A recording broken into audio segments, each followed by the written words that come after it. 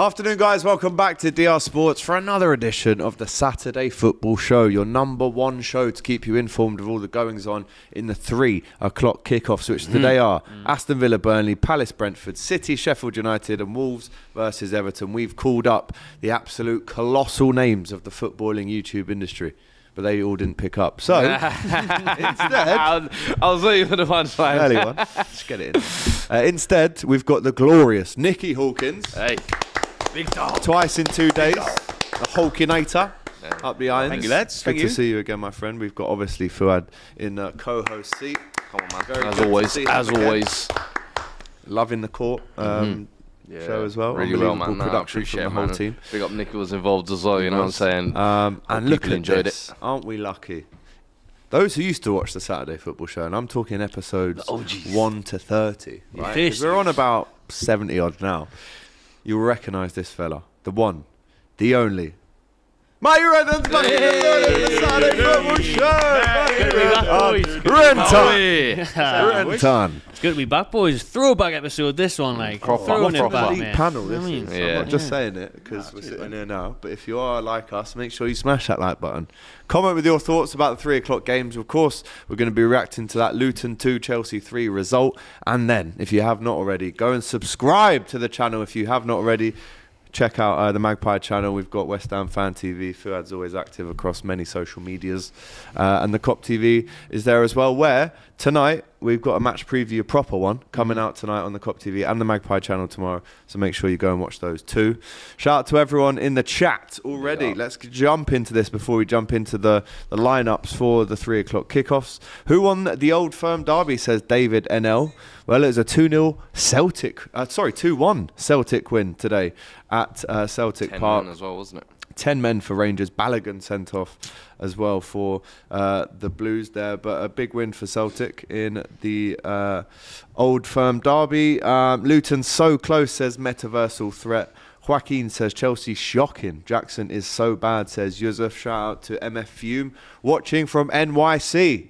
Hey, big up. And then he says, you never New walk York, alone son. as well. That's my guy. You watching from Carragher's Bar, are you? Shout out to you, my friend. Matty, wagwan, brother. All that talk, says Sultan in the chat. Those weekend preview and roundup show videos from Matty, they've dried up a little bit, haven't they? No data in December. Do you know what I mean? Phone out. That was it. Camera's dead. Too much, get a new one for Christmas. too much roaming in Europe. On your data. Exactly, mate. Yeah. Vodafone through the roof. Do you know what I mean? Love to see it. Shout out to Matthew. He says AGT the GOAT. Matty, 1 win in 7 games. Yeah. Says indeed. And I'm sure we'll get into it. I'm sure we will get into it. We will get into that one. Do not worry about that, my friend. The return of Mr. Renton, says a Crunk King 232. The accent is everything, says Meshash Philip. I'm assuming he's talking about Matty's. Jamaica Yardman Badness, says Joaquin as well. Shout out to him. What a day we have in store for you today. Aston Villa flying. A little bit of a slip up in recent times, but still flying, especially at home. Nicky, give us the lineup there for the home team today. Playing Burnley just on the back of that Liverpool defeat. Yeah, from the goal, it's Martinez, Consa, Diego Carlos, Lenglet, Moreno, Bailey, McGinn, Douglas, Luiz and Ramsey make up the midfield. Diaby playing just behind Watkins up front. It's a good team that have scored many goals this season. Your old enemy, Pau Torres, Fuad, he's on the bench today, alongside the likes of Zaniolo and Duran. For Burnley, though, this has almost got to the stage for them, Nicky, where every game is now a must-win. Yeah. So they're going to stay up. Yeah, it is, yeah. It's Trafford, De Silva, O'Shea, Bayer, Taylor, Odeber, Burge, Brownhill and Goodmanson on the wings. Traditional 4-4-2. I don't know whether they're going to line up like that, but and Foster and Amdouni up front, who had a decent game against Liverpool, created a fair few troubles there for the Liverpool defence. But get your score predictions in for that one then, lads. Don't forget, we'll all be asking you as well for your name and your minute as well. This man has completed this game already, but how it works is we ask you a minute, so it could be 7 minutes, and we ask you for the name of the first scorer of all the 3 o'clock kickoffs. It could be Bailey. For example, Bailey, 7 minutes. We'll ask you for those in a second. But score predictions. Matty, Villa Burnley, how do you see it going? 3-1 Villa. 3-1. 3-1 Villa, yeah. Burnley looked all right last couple of games, but I still haven't got enough at the back of the Villa at home, need a response. 3-1 Villa. I don't even think they've got enough up front as well, to be fair, to kind of get the goals to get them through these types of games. Villa have been immense as well, I think. 2-0, comfortable. 3-0. 3-0 Villa. 4-1 Villa. I'm going for a bit You know of what? I a was thinking about destruction 4-1, job. but I'm going to stick with 3-0. 3-0. Crystal Palace, Brentford. Henderson in goal. Nathaniel Klein, Anderson, Gueye and Mitchell at the back. Lerma, Richards and Eze with Elise, Mateta and Ayew. Good for Palace that they've both Eze and Elise in the starting 11 today. Brentford, they need a win. I mean, I think it's gone under the radar just how bad they've been recently. I think it's 4 losses in 5. Flecken in goal, Jorgensen, Collins and Pinnock at the back. Rauslev, Jensen, Norgard, Janelt and Godos on the left with Lewis Potter and Witter up front. The likes of Morpay on the bench for Brentford today in a crucial game for them. Score predictions for that one? I'm expecting a bore draw here, to be fair. I think 2 teams that are kind of struggling. I'll go, as annoying as it sounds, 0-0. I think that'll be a sting fest as well. I think not many people are going to be excited. I can't see us talking about many goals in that game on the Saturday football show, unfortunately. But like you said, Brentford, they could drop to 16th this weekend. Wow. If the results go against them, they don't win, they could be in a relegation battle. Not enough people are talking about that. You see that supercomputer thing, though? Have you seen that? Well, It says we're going to win the league. It says Liverpool will win the league, but it's got Palace to go down. That's how bad form they're in. Hodgson's been under it a bit, hasn't he? He is, yeah. He's trying to do everything to get himself sacked. Yeah. Well, he wants that early holiday. I mean, look at his age. Just go on holiday. You don't I'd be on the need to beach force non-stop. it. He must hate his wife. Just leave her every day, go to the training ground. He's had enough. Do you know what I mean? There's got to be problems at home for Roy. And he was retired and then had a little feet up period and then thought, That's what I mean. He was sitting in the house with his wife watching Dion O'Deal, thought, I don't fancy this. And he get me back to the training ground. I reckon it's the wife that chucked him out. I should go, get back to work. Roy, man, you're drinking all the tea, you're eating all the Jaffa cakes, get back to work, will you? I'm going to say 1-1. 1-1 Palace Brentford. I'll go 2-1 Brentford, just to mix it up a little I'm going to bit. go 1-1, proper stinkfest vibes. But on the Saturday football show, let's manifest that we're going to see a lot of goals. Yeah. With that being said, what do you think it's going to be? 0-0. 0-0. Right, okay, so that's good. Sorry. Fantastic. Next game, we don't wanna the next manifest game, nothing. Alex. The next game should be loads of goals. All right. Well, you mentioned the next game. The next game is Man City, Sheffield United at the Etihad. Ederson, Walker, Kanji, Ake, Vardy at the back, Kovacic and Rodri back into that midfield. And you know when he plays, they literally never lose. I think it's 49 unbeaten with him in the team. Silva, Foden, Grealish and Alvarez up front. We're looking through the bench. Still no Haaland, Nick. Still no Haaland, no. Phillips linked with Newcastle. We'll speak about that. Ruben Diaz, De Bruyne back on the bench here for City. That's the big standout headline. And then the others that fill up the bench are all, well over the 10s and 20 millions. They're filling up that bench. Away, have Sheffield United got any hope? With Foddering in goal, Baldock, Robinson and Trusty at the back, Bogle, D'Souza, Costa, Norwood and Thomas, Ben Slimane, Brooks and Osula up front for the Blades. Again, you look at the McBurney's on the bench, the Rhian Brewsters, the Cameron Archers. They're hoping to contribute today, Nick. Yeah, they're looking. It looks like they're looking to shut Man City down, but I think that could be a big mistake. I said 6-0. I said 6-0. I'm going to stick with that. 6-0. I was going to say 6-0. Yeah. Literally, aye. That's going to be a bloodbath for Sheffield. Yeah, that Fodderingham is one of the worst keepers I've ever seen in my life. He is absolutely from Renton, awful. straight back in. He's bad. Well, I think He's City. This is going to be their groove now. This is going to be their think groove. that little slip has passed them now. I think it's past. They've got De Bruyne back. They've got Haaland to come back. Yeah, I think this is the time when they just focus. They've seen Arsenal falter a little bit. They've had their little wobble. They went to the World Cup Championships, won that. They've had their little bit in the sun and thought, that's it now. I think let's get back to business. The form of that front four at the minute as well, even Yeah. without Haaland, with Ridiculous. Alvarez, Foden. I think the last couple of games has been incredible. I think this whole season, to be fair, has been incredible. Grealish and Silva as well, I think have been the last couple of games really good. So this is the type of game where, you expect them to put up the numbers and showcase. Cricket score. Yeah. 4-0, I'm going. 4-0. I'll go 5. I will go 5. Tell you what, good game today at Molineux. Wolverhampton Wanderers versus Everton. 2 form teams, really, in the Premier League at the minute. Jose Sarr, Kilman, Dawson and Gomez at the back for Wolves. Nelson Semedo, Zhao, Gomez, Doyle, not freestyle DM, from DR Sports and the Cop TV. Doyle and 8 Nuri on that wing-back position with Huang, the man in form right now. Huang Hee-chan. Mad form. great signing for them last season. He's taken his time and he's found his form this season. Sarabia and Mateus Cunha up front, and again Doherty, who scored against his old club Tottenham, on the bench. You got Neto back on the bench today for Wolverhampton Wanderers. Fuad, he started off the season in unbelievable form, didn't he? They'll be buzzing at this frame of form that they're in to have him back on the bench as well. Yeah, massive boost. They're doing really well, Wolves. They're doing really well. Overachieving. I had them go down this year, to be honest. I didn't have them to do that well this season. I think credit to Gary O'Neill, though, isn't it? Yeah, he's good manager, him. Gary After O'Neill. getting sacked at Bournemouth, where you felt like, okay, he'd done a decent enough job to keep on the next year, but taking over Wolves, I think that front line as well, there was a lot of questions about them start of the season. Could they get enough goals? But you've seen Cunha play really well. Huang now is on 10 Premier League goals, and as you said, Neto coming back into that fold as well is just going to add a bit of quality. He had a rough start as well because he was getting loads of dodgy VAR decisions, wasn't he? Every post-match interview from Gary O'Neill was him complaining about refs and this, that, and the other.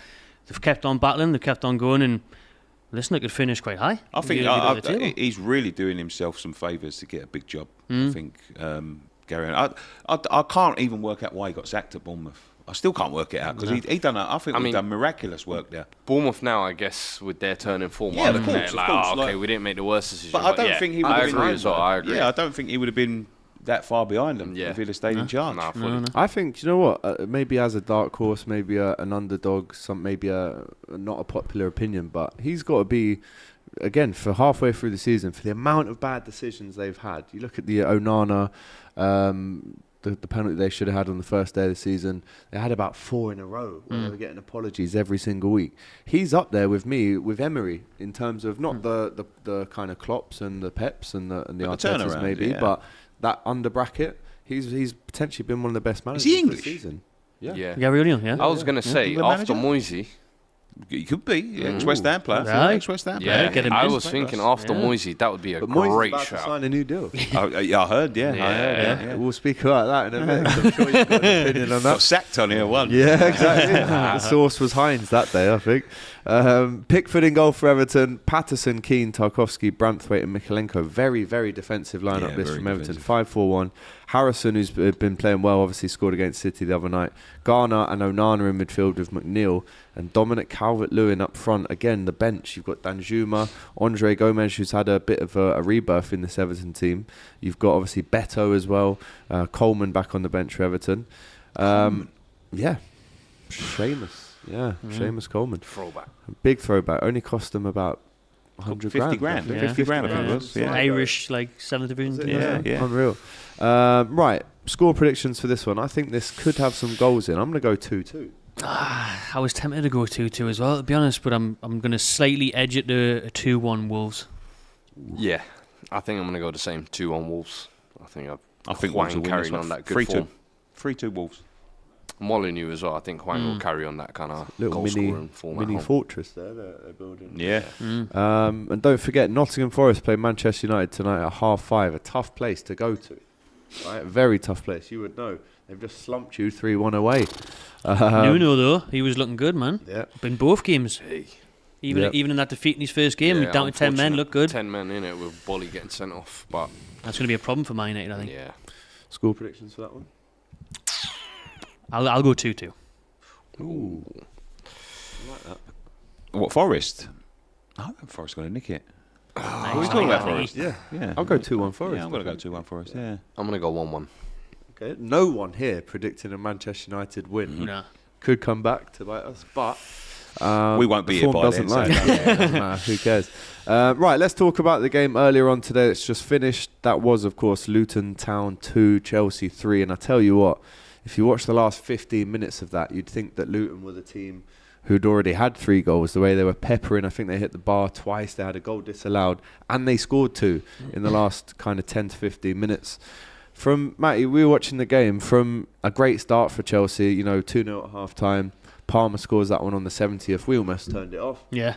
But almost, what a comeback from Luton. Do you think that they're maybe unlucky in the end not to actually come away with a point? Massively unlucky. Hitting the bar, having that one ruled out from VAR. Listen, if there was another 3-4 minutes stoppage time there, I think they would have pulled that back. Chelsea were clinging on. Thiago Silva was clearing them from nearly off the line. They were fighting for their lives, and it's a shame, like, because what a comeback that would have been. 3-0 down with 20 minutes to go, and they were so close. But Cole Palmer was good today. Chelsea, I'm sure Matisse will be happy that it's at least 3 points, but it was a nervy one, like, wasn't it? Absolutely. We were on Matisse's stream, weren't we? He's called it Safety First Saturday. Fuad, with that win now in the bank, that's 2 in a row. Have Chelsea maybe turned a corner, or is it pretty... I mean, you saw them in the last 15. Yeah. They were awful. Nah, I think Chelsea are just almost like limp into January, aren't they? Hoping they... I know it sounds hilarious saying Chelsea want to add more to their squad after kind of the billion they've spent over the past 18 months. But I think they're really looking for that number 9, because over the first half of the season, you've seen they've been able to kind of create chances, but then not really put them away. And then they always end up getting penalised with one mistake at the back or some kind of comical error happening. And listen, today, as you said, Luton hit the post, hit the bar. Could have been a couple of times where they could have got another 1 or 2 there. So they always kind of leave themselves to those opportunities. So I think they need to add some experience and a goal scorer in January. But they'll take 3 points in the form that they've been in 2023. I think they're just above the relegation zone, if I'm not mistaken. So it's like it's just. So they're in the top 10 now, so Matisse will be taking that as a win. Yep. Well, believe me, he's probably knee sliding on this stream. I did watch the last 15 minutes because I was driving here on the way to that, and I saw Palmer's 2 goals. I thought that was a quality couple of goals he scored, but the ease in which the Luton players were breezing past them when they're trying to cling on to their lives makes me really concerned for them. I mean, really concerned. We see it. The wingers were walking past players. You know, I don't see any fight there. I don't see any. You know, when you're clinging on for your life, you know, when you need them points, you want people running through brick. Well, I didn't see that from Chelsea. I just thought they was fortunate. They was fortunate there to get away with a win. I even think it could have been a Luton win if it had been, as I said, 10 more minutes. And I think what you're there asking for is almost like the bare minimum. And I think too often this calendar year, if you like, Chelsea haven't even been able to give for £1 billion, mate. I want them. Yeah, I want them running through 100%. So the fact that we can even sit here and say like, after back-to-back wins, is it a turn corner? I think it's just like, my God, what are we doing here? Type of thing. Do you know what I mean? That should be, especially a win against Luton. Come on, start the season, you would have said that's a formality. Got to big up Luton though. 100%. Do you know what? I see so much heart, so much fight in that team. You know, I think they'll stay up. When you talk about that bare minimum, that's it. There. Yeah, that's it. And with Luton, I think what you got to give them credit for is most teams when they come into the Premier League and they're a bit raw like that, and they're maybe not ready. We've seen a Derby County, we've seen other teams. They just tend to plateau and just be like, all right, you know what? We're going to be the whipping boys of the league or whatever. Week by week, though, you actually see them gradually improving, showing more fight, popping up with. Now you know on set pieces they're a threat. Yeah, do you know what I mean? They've always got kind of weapons in it. Adebayo the last couple of weeks away, he's kind of stepped up. Yeah. The Lockyer now story kind of gives them a bit of rejuvenation for the second half of the season. Say, you know what, we're gonna fight for something. But listen, Matisse it's an interesting story. Oh, is he now? Caps lock. Did Liverpool beat Luton AGT? Question mark. Good to see. It's a hard place, man. I kind of say not for a hard place to go. We went there 10 men, you know what I'm saying? 23rd. Trust me. I think we was a bit fortunate that we caught them at the beginning when they were sort of settling still figuring it out. Yeah. Speaking of Chelsea, if Matisse is in the chat, maybe he can confirm or deny this for us. There were strong stories on social media this morning that apparently Tottenham are close to agreeing a £40 million swoop for Chelsea's Conor Gallagher. And if you look at Gallagher's stats, I think in Europe he's retained or won the ball the most times in the top 5 leagues. There's rumours as well behind this that sale could be to boost Chelsea's FFP kind of status by selling an academy graduate. I mean, it's absolutely ludicrous, I think, that they would sell him first of all. But sell him to Tottenham? What do you think of that? I mean, I can't believe it. When the captain's armband when I was at Stamford Bridge the other week in the Carabao Cup, so bit mad, but maybe they look at it and think, we need a striker, man. We can get rid of that midfielder, we need a striker, we need to sort our finances out. Mad though, letting them go, really, especially to a rival. No, I think it's approaching a silly season of the transfer window, isn't it? Whenever transfer window talk kind of comes up. I think it's a damning indictment on their ownership if they do sell him, because this season, captain, been their best midfielder in my opinion, and he's really someone who will run through a wall. Absolutely, what you're saying there with the bare minimum, and I think that's what Chelsea have been looking for, and he's given them. Now you go and sell that to a rival who, let's be honest, historically Chelsea and Spurs haven't really done business, and then you're going to go and do that now. I think it's a very, very bad look for the ownership in my opinion, and for 40 million, as only talk about kind of like English premium. that was kind of the fee he was being quoted West Ham in the summer. So now you've actually gone on this season and taken a bit more of a leadership role. I would have thought the price would have gone up a little bit, but hey, Matisse says for money. personally can't see it happening. Yeah, I don't see it. No, maybe it won't happen. But I mean, if that is true, and they're looking to sell him, I think it just, puts another case across. They ain't got a clue what they're doing over at Chelsea. They haven't got a clue. They're treating players and transfers like they're trading cards. You know what I mean? Like in the playground, got need. Shinies. Yeah. Haven't got any other. That's the problem. No shinies.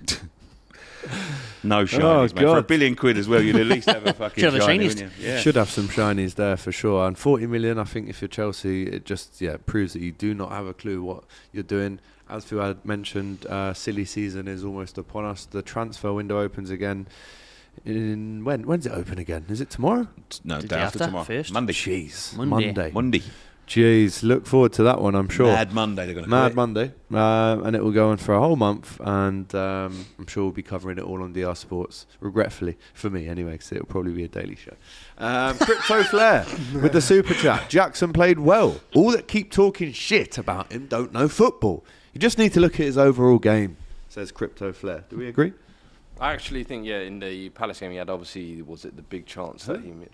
Jackson, he had a big chance that he missed. But I thought overall build-up game wasn't the worst, in my opinion. I do think he is being treated very harshly, in my opinion. Because I remember last year when Darwin Núñez came in, it was like, hey, give him time. But Nico never gave him time. Because you was in court the other day. What? And guess what? Have I been proven wrong? Yes. I have not. Would say so. I have not so far. No, my friend. Because right now, I'm sure a lot of Liverpool fans would be like, I want a little more from Darwin Núñez. Yeah, first in how long? I think right and wrong is a bit harsh on that situation. Okay. Look, but the thing is, all I'm saying is Darwin Núñez was being given the full backing of his own fan base, at least. Rightfully. He's not even getting that from Chelsea fans. It's almost like he was I brought agree, in as a actually. short-term replacement, 30 million signing, low-risk signing, on top of all the billion that they spent, when really and truly they should have spent more probably on that. Totally. But and now the pressure is what? He's got to come in and score 20 goals or whatever. But that's what they need. That is what they need. That is what the team... I think he's useless. Same, mate. I don't think Ric Flair, Crypto Flair, whoever it is, isn't going to like my comment, but I think he's absolutely hopeless. I think he could be a useful terrible. squad player. I think it doesn't help him being a Chelsea. Like was for them a few years ago. I was sat here with Matisse the other day. He called him baby Jesus, baby Jesus, right? And I said to him, listen, he's not the Christmas that's a bit Jesus, mad, man. really. He's the Jesus that parted the Red Sea, because that's how dry his spell in front of goals. Yeah, that is the Jesus that he is. I think he is awful. Oh, he's honestly. terrible. He's goal. Terrible. How I can you tweeted be the other day, and it's almost like his brain is independent from his legs. Yeah. Do you know what's so crazy? I genuinely think if he was doing everything he's doing now, but in a Bournemouth kit, he'd be looked at differently. Well, I was going to say it doesn't help him being at Chelsea, being that man. They spent a lot of money. Striker curse Listen, anyway. if he was at, you said Bournemouth, if he was at like a Palace for me, like that would be perfect. You remember Dango He'd do all right there. last season for like 3 or 4 games, popped up, and he did really well in the second half of the season. I don't know. I just feel like at Chelsea is one of the weirdest situations. They're going through the weirdest transition period, and he's kind of been plonked in and been told, all right, get us the goals. Yeah. And I'm like, this guy signed for Villarreal, wasn't really a regular last season until the back end of last year, scored 9 goals in La Liga, and now you've hijacked a Bournemouth move, and now you're expecting this to be the answer to your solutions. I think you've got to someone have a bit said more. Moses parted the Red Sea, but he was just as bad. So. Well, Matisse said, did you see the assist today? Are you blind? Jason, clip this up. If I don't see this shit next year on DR Clips, I am leaving, says Matisse.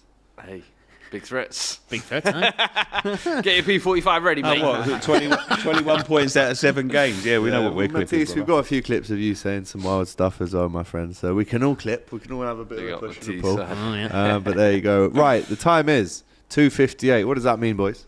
It's nearly kick-off. It's night time. It's time. The time is now. Time is now. Shout out Maloko. The time is now, people. It's Saturday. It's 3 o'clock. You're on DR Sports. There is over 2,500 of you right now, but only a tenth of you have pressed the like button. It's a disgrace. I want 2024 likes. 2024. It's a great shout. Yeah, Right? Look, 2024. yeah. See, look. How much these balloons cost? Do you know 40 balloons pence these days? each I've they got to are. say, you're basically paying for cased air. That's what I mean. When it comes true, to that's isn't what it? you're Yeah, paying yeah. for. Cost a lot of money. So at the very, very least, press that like button. get us in the algorithm so we can buy more balloons for you.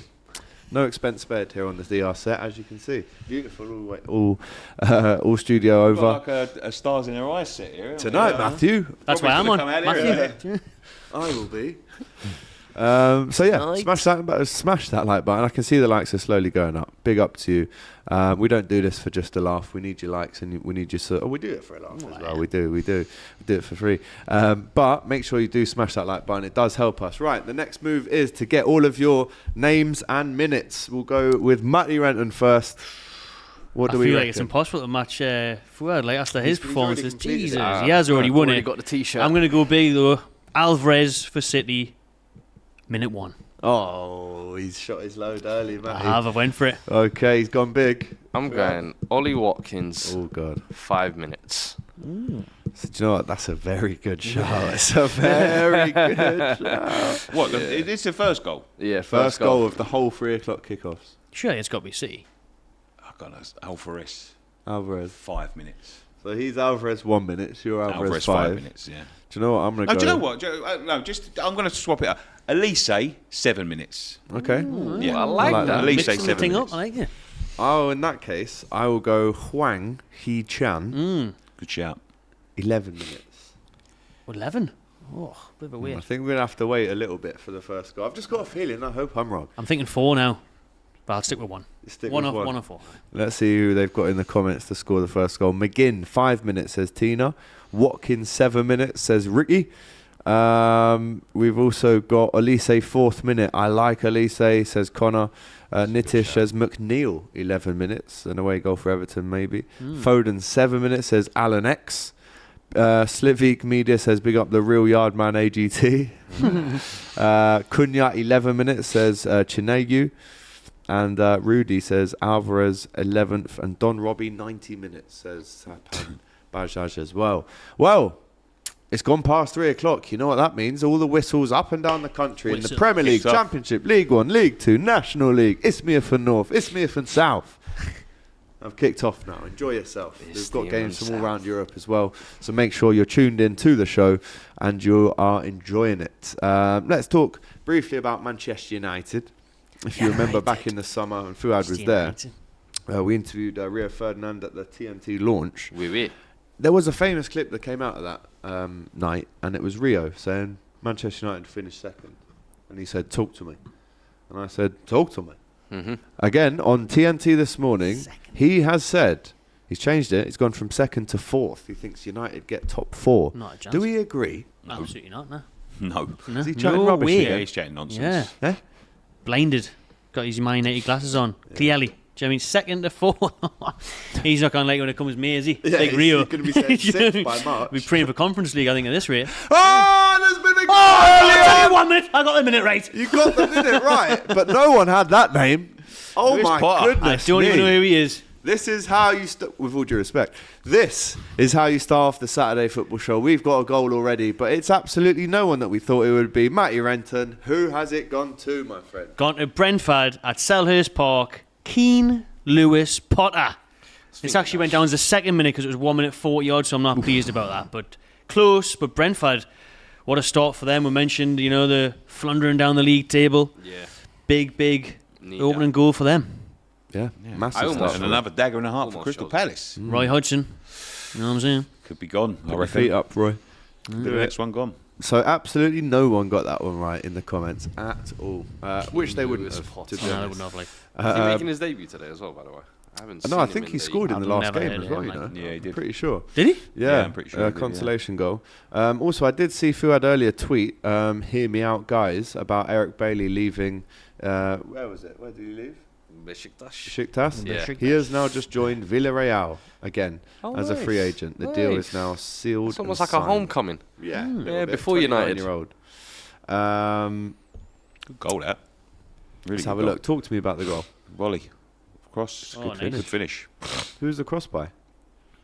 Unbelievable finish. Keane Lewis Potter, the youngster, giving it the cupped ears. I think it might have been Raslov. Yep. Excellent start for Brentford.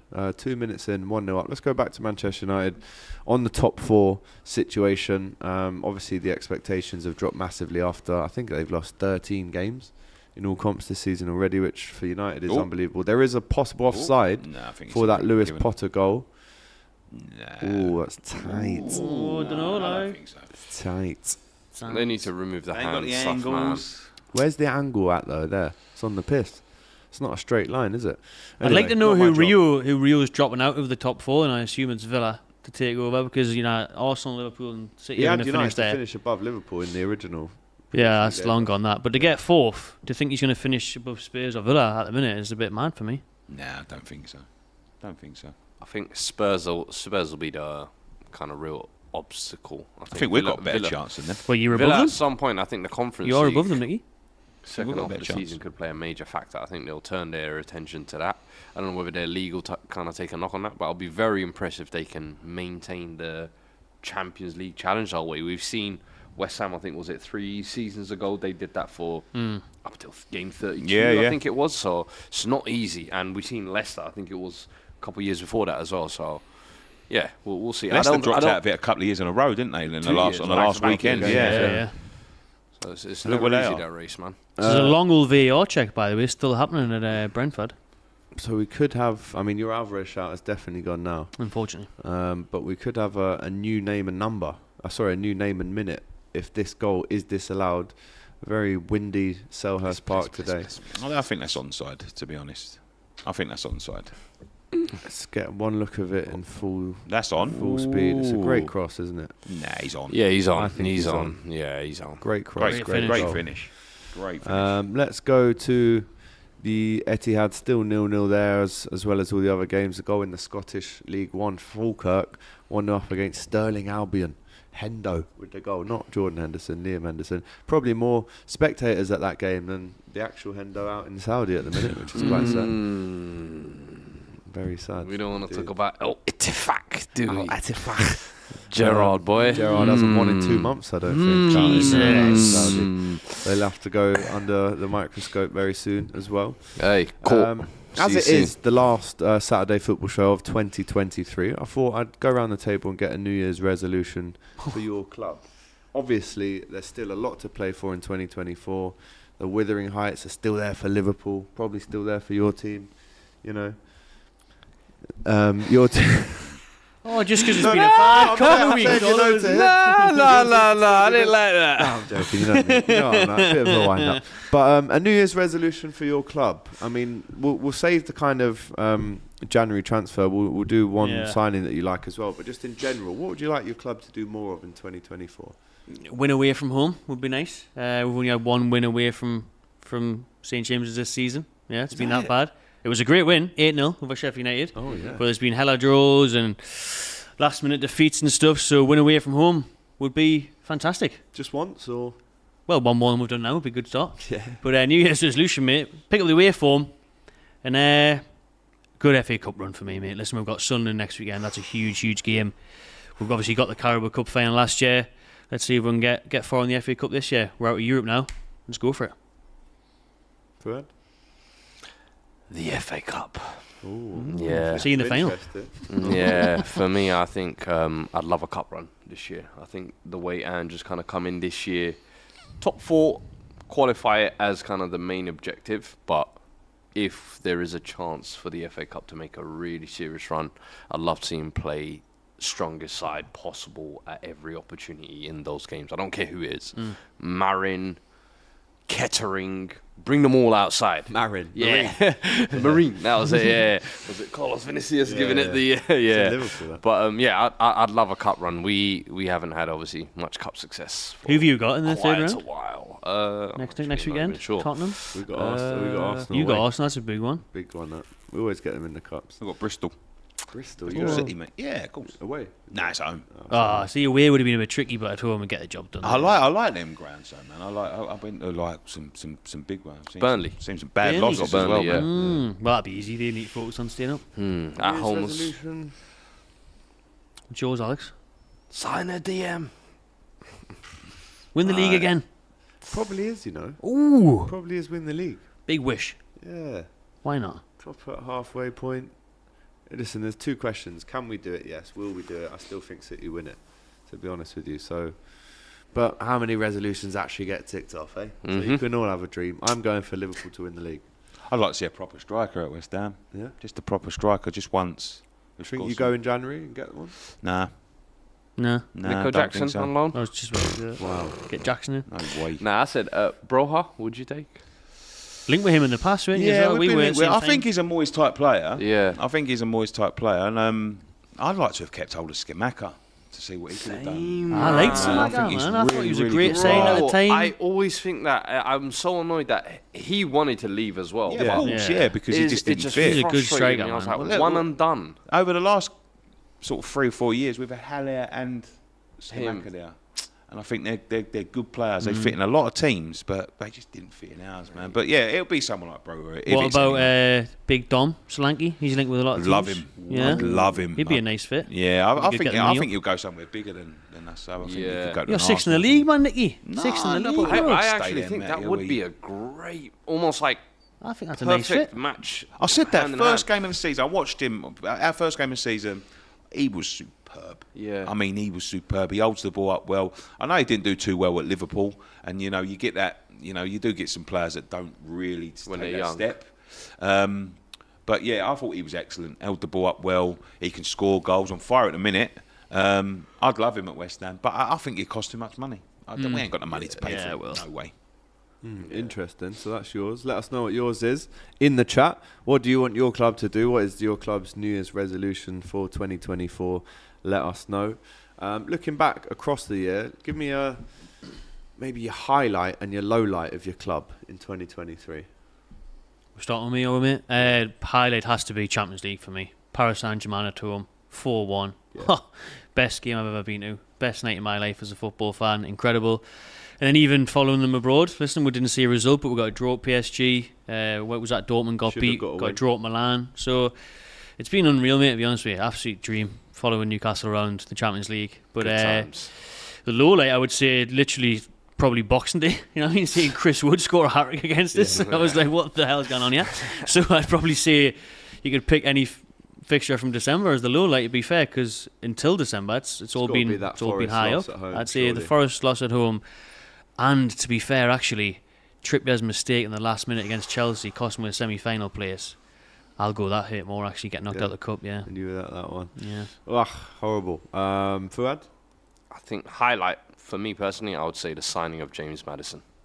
I think that Makes is sense. a profile that this club has been crying out for about 4 years since Christian Eriksen has left, and the way he's just kind of come in, assumed responsibility as like a vice captain, set piece taker, creatively what he brings to the team.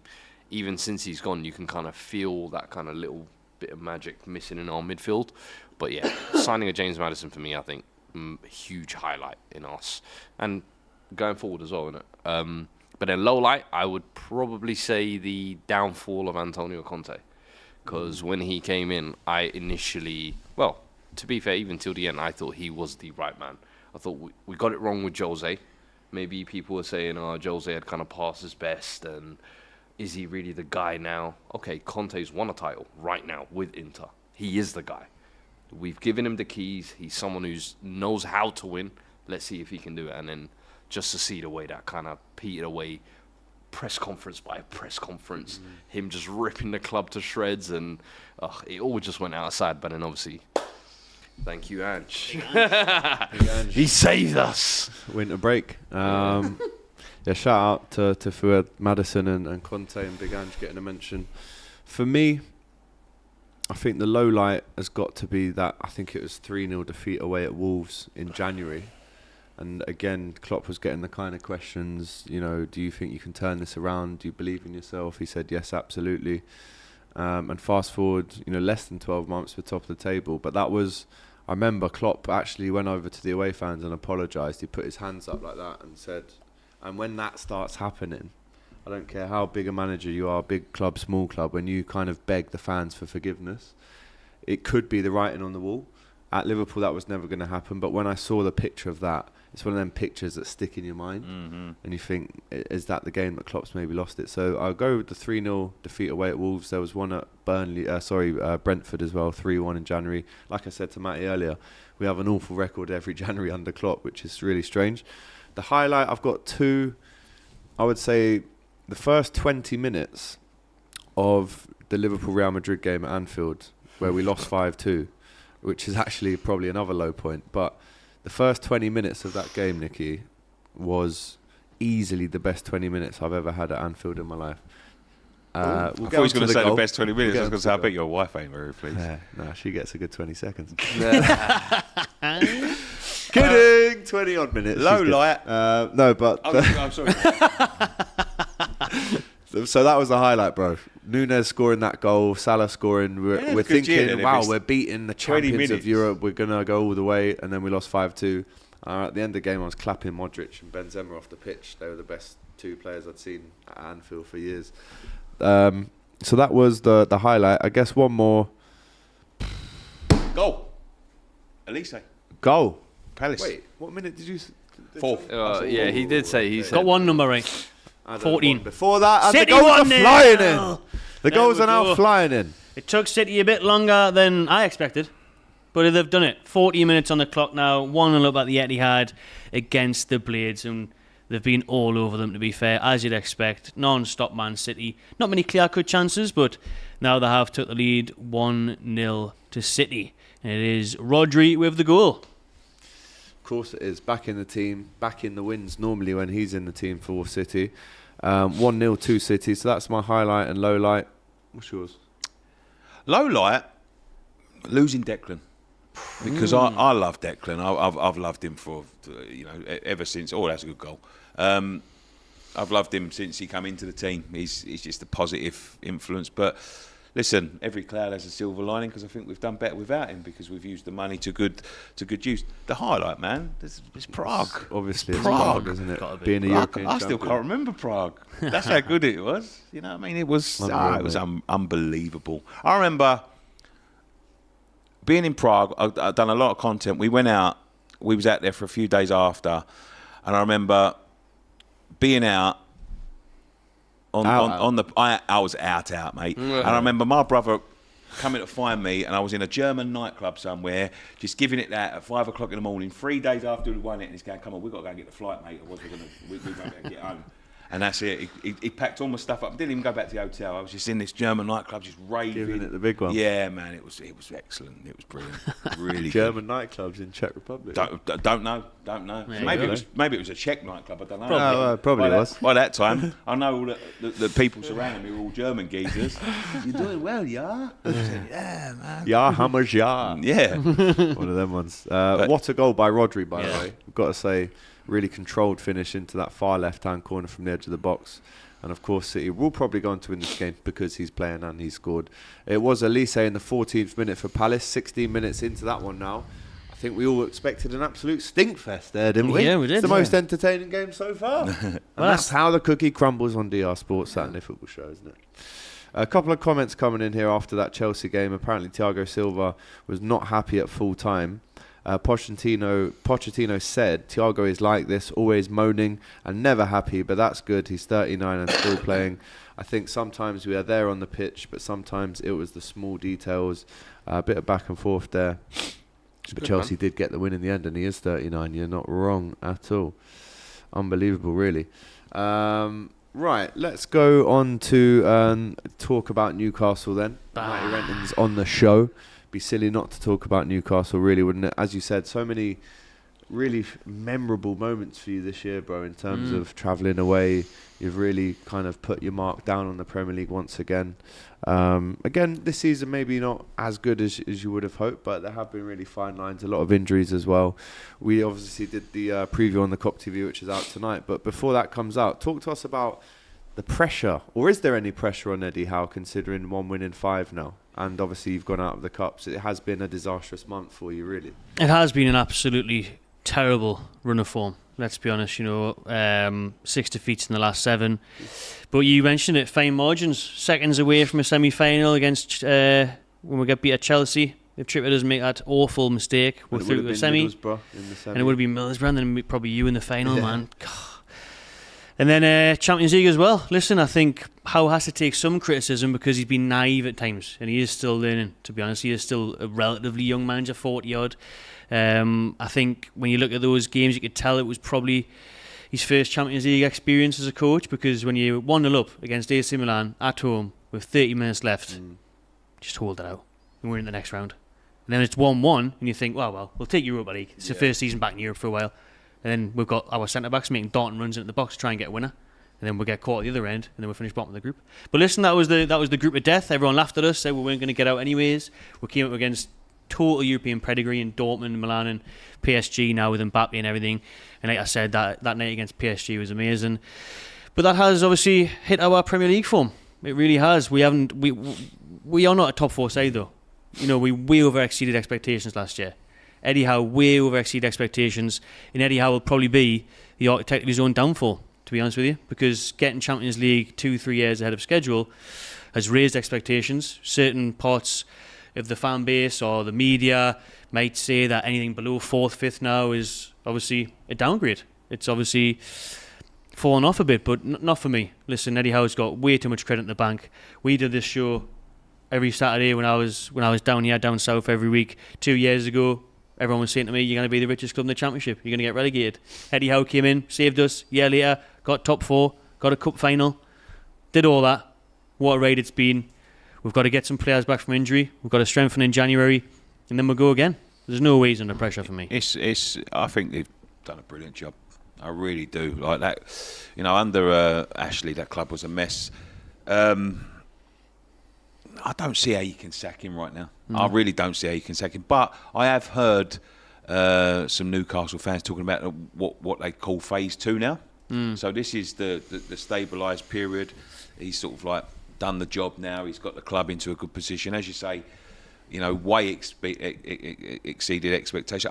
Even though they finished bottom of that group, you know, that group would have been hard for anybody. Even a City, that would have been hard to get out of. Like, and to give the showing that they did in that, with no experience. Look, they've got some great players, Newcastle, with no experience. I thought he done really well, you know, and it was just naivety, I think, that cost him, you know, at least Europa League place. I think it'd be really harsh, but on the other hand, I am in the, you got to keep on moving to go forward, you know, and like, I've been talking about my club, so I can't sit here and go, yeah, well, just stick with Eddie Howe, because I think Newcastle, with the money, with the way they're going forward, they're going to want to expect to at least be challenging for that top 4 again in the next couple of years. Is there a manager out there right now that they can turn around and go, do you know what, he's available or he's ready to make a move? I think that will all, you know, count as that. What am I trying to say? That would be that's. I don't know what I'm trying to say. I don't know, mate. You tell me. Yeah, but that's what they're looking at. Yeah. So is there someone now? If there's someone now, you say that, right? We've got Nitish in the chat here. Says, question for Matty: if Jose was available this summer, would you be okay in parting ways with Eddie? I wouldn't take him. Well, this is what some parts of the reports are, and what you see online and stuff is that Jose's contract runs out of Roma. Next summer he's free. The Sir Bobby Robson connection. It always felt like he'd probably manage Newcastle United if we could get to a point where he would see a chance of doing his thing and winning trophies. For me, the question is, when you mentioned it when he was at Spurs, you know, what Josie are we getting here? Is this the Josie that can win trophies? He's won a Conference League at Roma, got beaten in the Europa League final. So is he a man that could come in and finally win a first trophy? We haven't won a trophy in 68 years. It's not good enough. But Eddie Howe got to a final, nearly. Mourinho. I think the thing I say with Mourinho is no matter what club he goes to, he wants the club to buy into him fully, 100%. And I think that was the issue at Spurs is I feel like the club didn't buy into him. They almost wanted the allure of Jose, but didn't want to back him to the hill. They wanted to give him Reguilon as their key marquee signing, Bale returning on loan, and Højbjerg for 15 million as kind of like, here you go, Jose, do something with this. And it's like, with Newcastle, I think, one, he'll be given a lot better equipment, but then the job he's done back at Roma is almost like, I feel like it can't be overlooked because he's got to back-to-back European finals in 2 different competitions. I think the amount of youngsters he's given debuts to in that team, I don't think Roma have ever gone through this many. So it's like he's really embraced the culture of that, and it's almost like it's not the Jose of old. He's accepted almost like, you know what, I'll work with what I've kind of got. And even this season, he's fighting for the Champions League places with the Roma team, which is what he should be doing, to be fair. But I just think, in all honesty, if he came Newcastle, it's a match made in heaven. I think the big concern is, of course, with I think what you were saying as well is Eddie Howe's almost worked himself to the point where a lot of people you say he's going to be the bridge for that manager. Now he's kind of almost become that manager. He's earned a grace period enough to work this out and really see this season what he can do. I think if it was a situation where, I don't know, you're dumped out of every single trophy and you finish 9th with a horrible run in form towards the end of the season, I'm sure a lot of Newcastle fans would even be looking a little bit sideways and saying, have we hit our best with him? That's where I think you maybe do look at a Jose and say, can we get someone who's a little bit more experienced in some of these situations, knows how to kind of take this club to the next level? Because go for it. Go for Wolves. it. Go at Wolves. Max Kilman scored for 1-0. Wolves. 1-0. I expected Wolves to win today. So We have got a poll going as well, which I'm interested to see what people are saying out there. So it's not just me, Newcastle United fan. Obviously, I'm probably going to back Eddie Howe. Stick with Eddie Howe's got 51%, Jose 31%, Zidane at 10%, and other at 9%. I don't want Zidane, no way. No. But Jose, there is something about that where you think it could be, like you said, a match made in heaven. It could be romantic. It could be, obviously, Mourinho learned everything off Sibber Robson at Barcelona. He came in as his translator and then took him through, and every time he visited Newcastle, he used to always go to his statue and lay flowers and stuff. And I think he would love to and he would love to be back in the limelight. He would love to be in the Premier League. And it would be box office, there, doesn't he? Yeah, he only won once, and it was the last game for you. He never won there as Chelsea, anyone. So listen, there is a part of that where it could be a bit romantic, and you could bring in a manager with that expertise and that CV. But for me, I'm going to stick with Eddie Howe. He's done wonders so far, so I'm going to back him. I almost feel like Jose needs one more last hurrah in the Premier League, man. Give it to him at Newcastle. I'm not a massive Jose fan, but I didn't know about all that aroma. I haven't been studying him enough aroma. I thought he's just a selfish guy, but you know, if he's done all of that aroma with the kids and all, because that was one of my big peeves about him. He never seemed to want to develop anyone, you know. And you see the players he let go at Chelsea: De Bruyne, Lukaku, Salah. I think credit to him the way he's brought in, and what he's been able to do is almost like sprinkle a few with his big name. Get those Lukakus on loan, get a Dybala type of thing, Tammy Abrahams, and sprinkle those bits of quality with those youngsters that he's developing. Like the captain and vice captain are like Roma youth products. The other day he was crying after the game with a youth player who'd been playing at the club since he was like 8. And Jose was in the press conference talking about what it means to his family, and he knows his parents. And I was like, Jose fully buys in everywhere he goes. It's just a case of, is it going to be reciprocated? I think a one-club city like Newcastle, maybe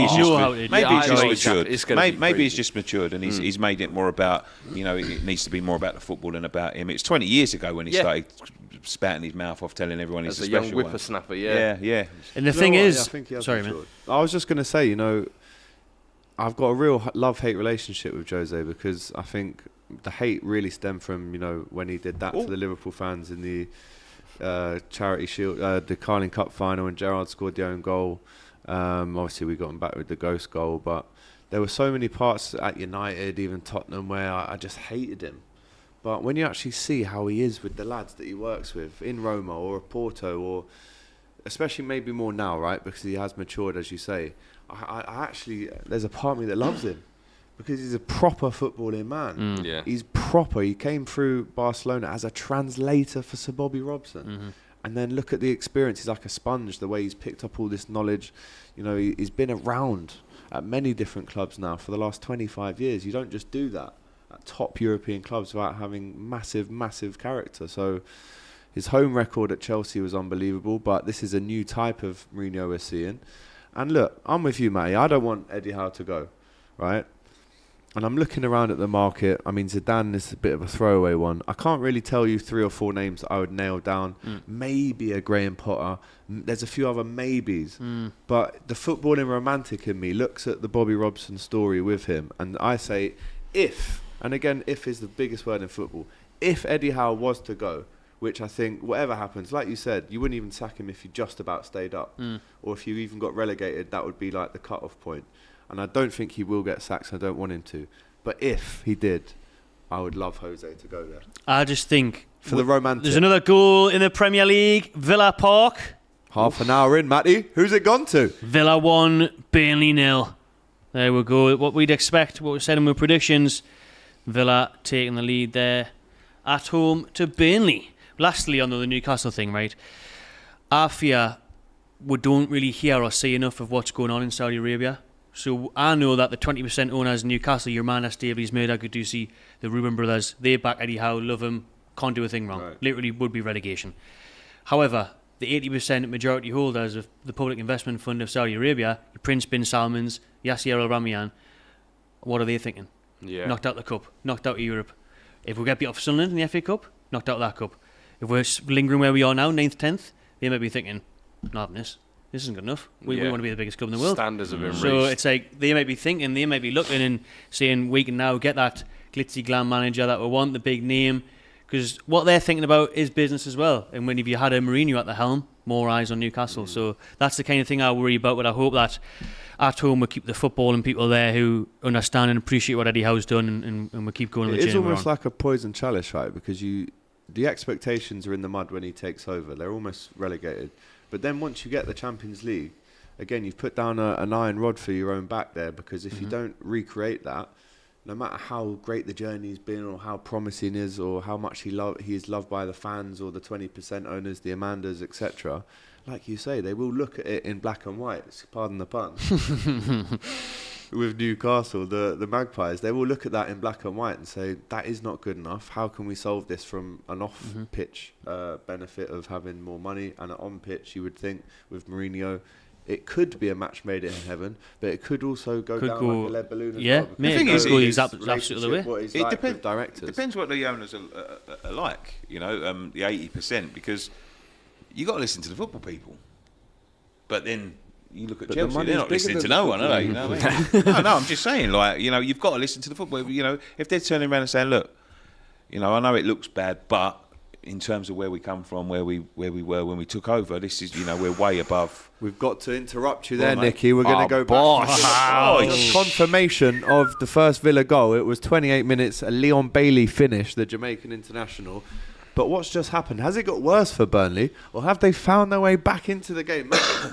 Burnley with a quick equaliser. Less than 2 minutes later, they have levelled up at Villa Park. Like you said, it was. Didn't someone say Leon Bailey first goal? Did you say that, or did you change your mind? Someone. No, I said Bailey 5 minutes. minutes. So you got the first goal scorer, but you did Tim it. Not the minute. But Burnley with a quick response there. Must have literally went up the other end, and it was Amdouni with the equaliser. The kid who I said had a really positive game against Liverpool, it's Zeki Amdouni with the finish as well, and there was literally less than 2 minutes, as Matty says, between those two goals. What do they say about scoring a goal? Most dangerous time to concede, isn't it? There you go, Matty. Straight out the football cliche book. We've got a few questions for you as well in the chat here, Matty. Woodsy, rip that Geordie a new one. He's always ripping others. Thanks, Woodsy. Well, you know, it was nice where it lasted, wasn't it, for me? It was nice where it lasted, being up there.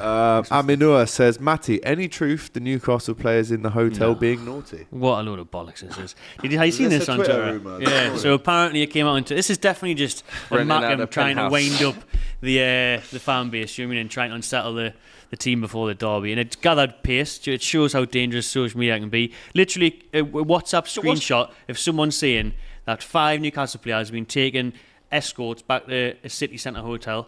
First of all, why would you do it at a city centre hotel? Yeah. You know what I mean? Surely you just rent an Airbnb in the middle of nowhere. I'm sure they all that would be own one. enough property. mate. Not speaking from experience or anything, but sure you do. It's a great one. I can give them the number if they want.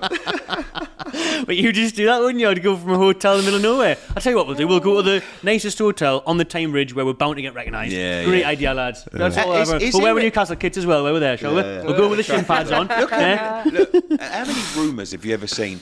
Which is I've seen one of some these funny screenshots of a WhatsApp messages, right? How many have ever been true? I remember one, right? This is Moyes getting sacked was one, Moyes wasn't it? getting sacked. No, that was me personally, right? But I remember one when someone sent me, "You seen this?" And they get mad. I'm sure people just come on. James Rodriguez was going to make a That was transition it. to a woman. That was it. That was yeah, it. it was I it. remember Yeah, that one. yeah. For Johnny real. Rodriguez. Seen it. He's I getting remember mad. one saying that there was a picture of Gerrard looking rough in a pub last year. Went round around Christmas saying he's there were old pictures anyway. I won't even say what it said, but yeah, Gerrard going mad in the pub. Yeah. But we've all seen these rumours sometimes. Woodsy then also asked Matty, Rafa back at Newcastle with money? Question mark. Oh no, the Rafa football, mate. You know it yourself. Is very pragmatic, isn't it? I don't want that. Although Josie can be that at times, but Rafa was very defensive, very negative. I think his times came to an end as well. Where even is he now? China still or something? Wasn't he for a bit? Or is he at Saudi club now? No, in Spain, Celta Vigo. Is he at Celta Vigo? So that's not bad for him, I suppose. But I think his times. He get sacked though. He's not been doing well. No, his time's up. His past his sell by. Yeah, I wouldn't want Rafa back, to be honest. He did a good job for us, but the football was boring to watch. Boring to watch. Any more Newcastle questions? We're on a bit of a Newcastle vibe here. Let us know in the chat. How's that poll getting on? Right now it's 53%. Stick with Eddie Howe. Sensible. 12% of Zidane and the 10% of other. Let us know if you did Who's vote the other? Who would the other be? Yeah. Big Sam. Who has that nasty cough? Says Joseph. That's me. Yeah, Sorry, that's Nicky. Where's Nicky? Says Sam. He's here, sitting right next to me. Mate. Fuad, aren't Arsenal going to win the league? Says Dominic. No. Fair enough. Nicky's still not addressing if he wants to keep Moyes in or not. We'll talk about that now then, because I mean, listen, he's made you European champions. He's had amazing results over Christmas if you take away the Liverpool one and the Fulham one, which is pretty much how it is with West Ham. You get 2 incredible results and 2 really bad ones straight after. Rumours this week that he might be signing a new deal. I know from watching your content, from having you on the show, that you think it might be best to move on. Talking about maybe Gary O'Neill's of the world, the Graham Potters that could maybe be there in the future. But are West Ham thinking long term if they do give him a new contract? And if they do, how long will it be? And is it the right decision? Well, there's rumours that it's a 2-year deal. And what I've also heard is that it's going to be littered with these clauses that they can just remove him without financial compensation. Right. Which says to me that they've got a plan, and maybe the plan isn't ready now, if that makes sense, with a new manager. So, look, I've got no problem with it. And people keep on saying, like, listen, I do think we need to move on, but I've got no problem. I'm Moyes neutral. He does good things, he does bad things. You know, I mean, and sometimes the bad things really get up my nose. They really do get up my nose. Going to Liverpool the other week and surrendering like that gets up my nose, because that is a fantastic opportunity to win that cup. Fantastic opportunity. We go to Liverpool with the team we went to at Arsenal, we beat Liverpool. Really? With the team they had out? Yeah, I think so. I wasn't even that weak, though. No, I think it was weak enough that we could have... It would have made more of an effort. Yeah, for sure. with a full strength side, it would have at least been a game. Oh, you would, yeah. So, I think we could have beat Liverpool. I think we could have beat... And to go there and just surrender it... we was pathetic, Al. You was there. We was pathetic. We was pathetic at Fulham. I don't think you were that bad at Anfield. We was terrible, mate. I saw TalkSport. They were saying it was the worst performance. Did you have your eyes closed when you was there? No, I was very good Liverpool goals, man. Yeah. Oh, listen, I was celebrating. But that's what I'm saying. saying. Leave after half an hour. It's easy to put them, them rose-tinted specs when you're not the one getting the right. good idea. You are know what I mean? So, yeah, he does good things. He does bad things. There's things with the academy that I think he could do better. Why are we playing the likes of Danny Ings? Danny Ings is a finished player. Finished. Really? Yeah, he's finished. I watch him every week. He's finished. He comes out. At the minute, everyone's always injured. Take him, mate. I tell you what, I'll drive him to your house now and you can take him back with you, because he just comes on. He's 125 grand a week, mate. So he can join in. He starts to sort of like have a little light jog on a Saturday afternoon, 120 for 20 minutes. That's his effort levels at the minute. He doesn't use his squad well enough. He doesn't, you know what I mean? And that's why we've struggled at times when, our first 11's really good outside the squad. Them things, but then you get the results that, there is improvements that I've seen in terms of attacking teams, and that's one of my big things. He approached every game the same, whether it be Everton or Arsenal. You approach Everton with the same mentality that you approach Arsenal with, you're going to struggle because they're playing the same way. That low block, there's just 2 teams sitting off there. But I have seen improvements in that. I've got no problem with David Moyes. I respect David Moyes a lot. He's done a lot for this football club. Mm-hmm. A lot for this football club. Mm-hmm. He's won us a trophy. You see the banter. It's a C grade trophy, but we're a C grade team. Mm-hmm. That's the best we can hope for at the moment. And listen, I'm not saying this is not a big club. It is a big club. I think every club in the Premier League is a big club who's been there, for years and years and years.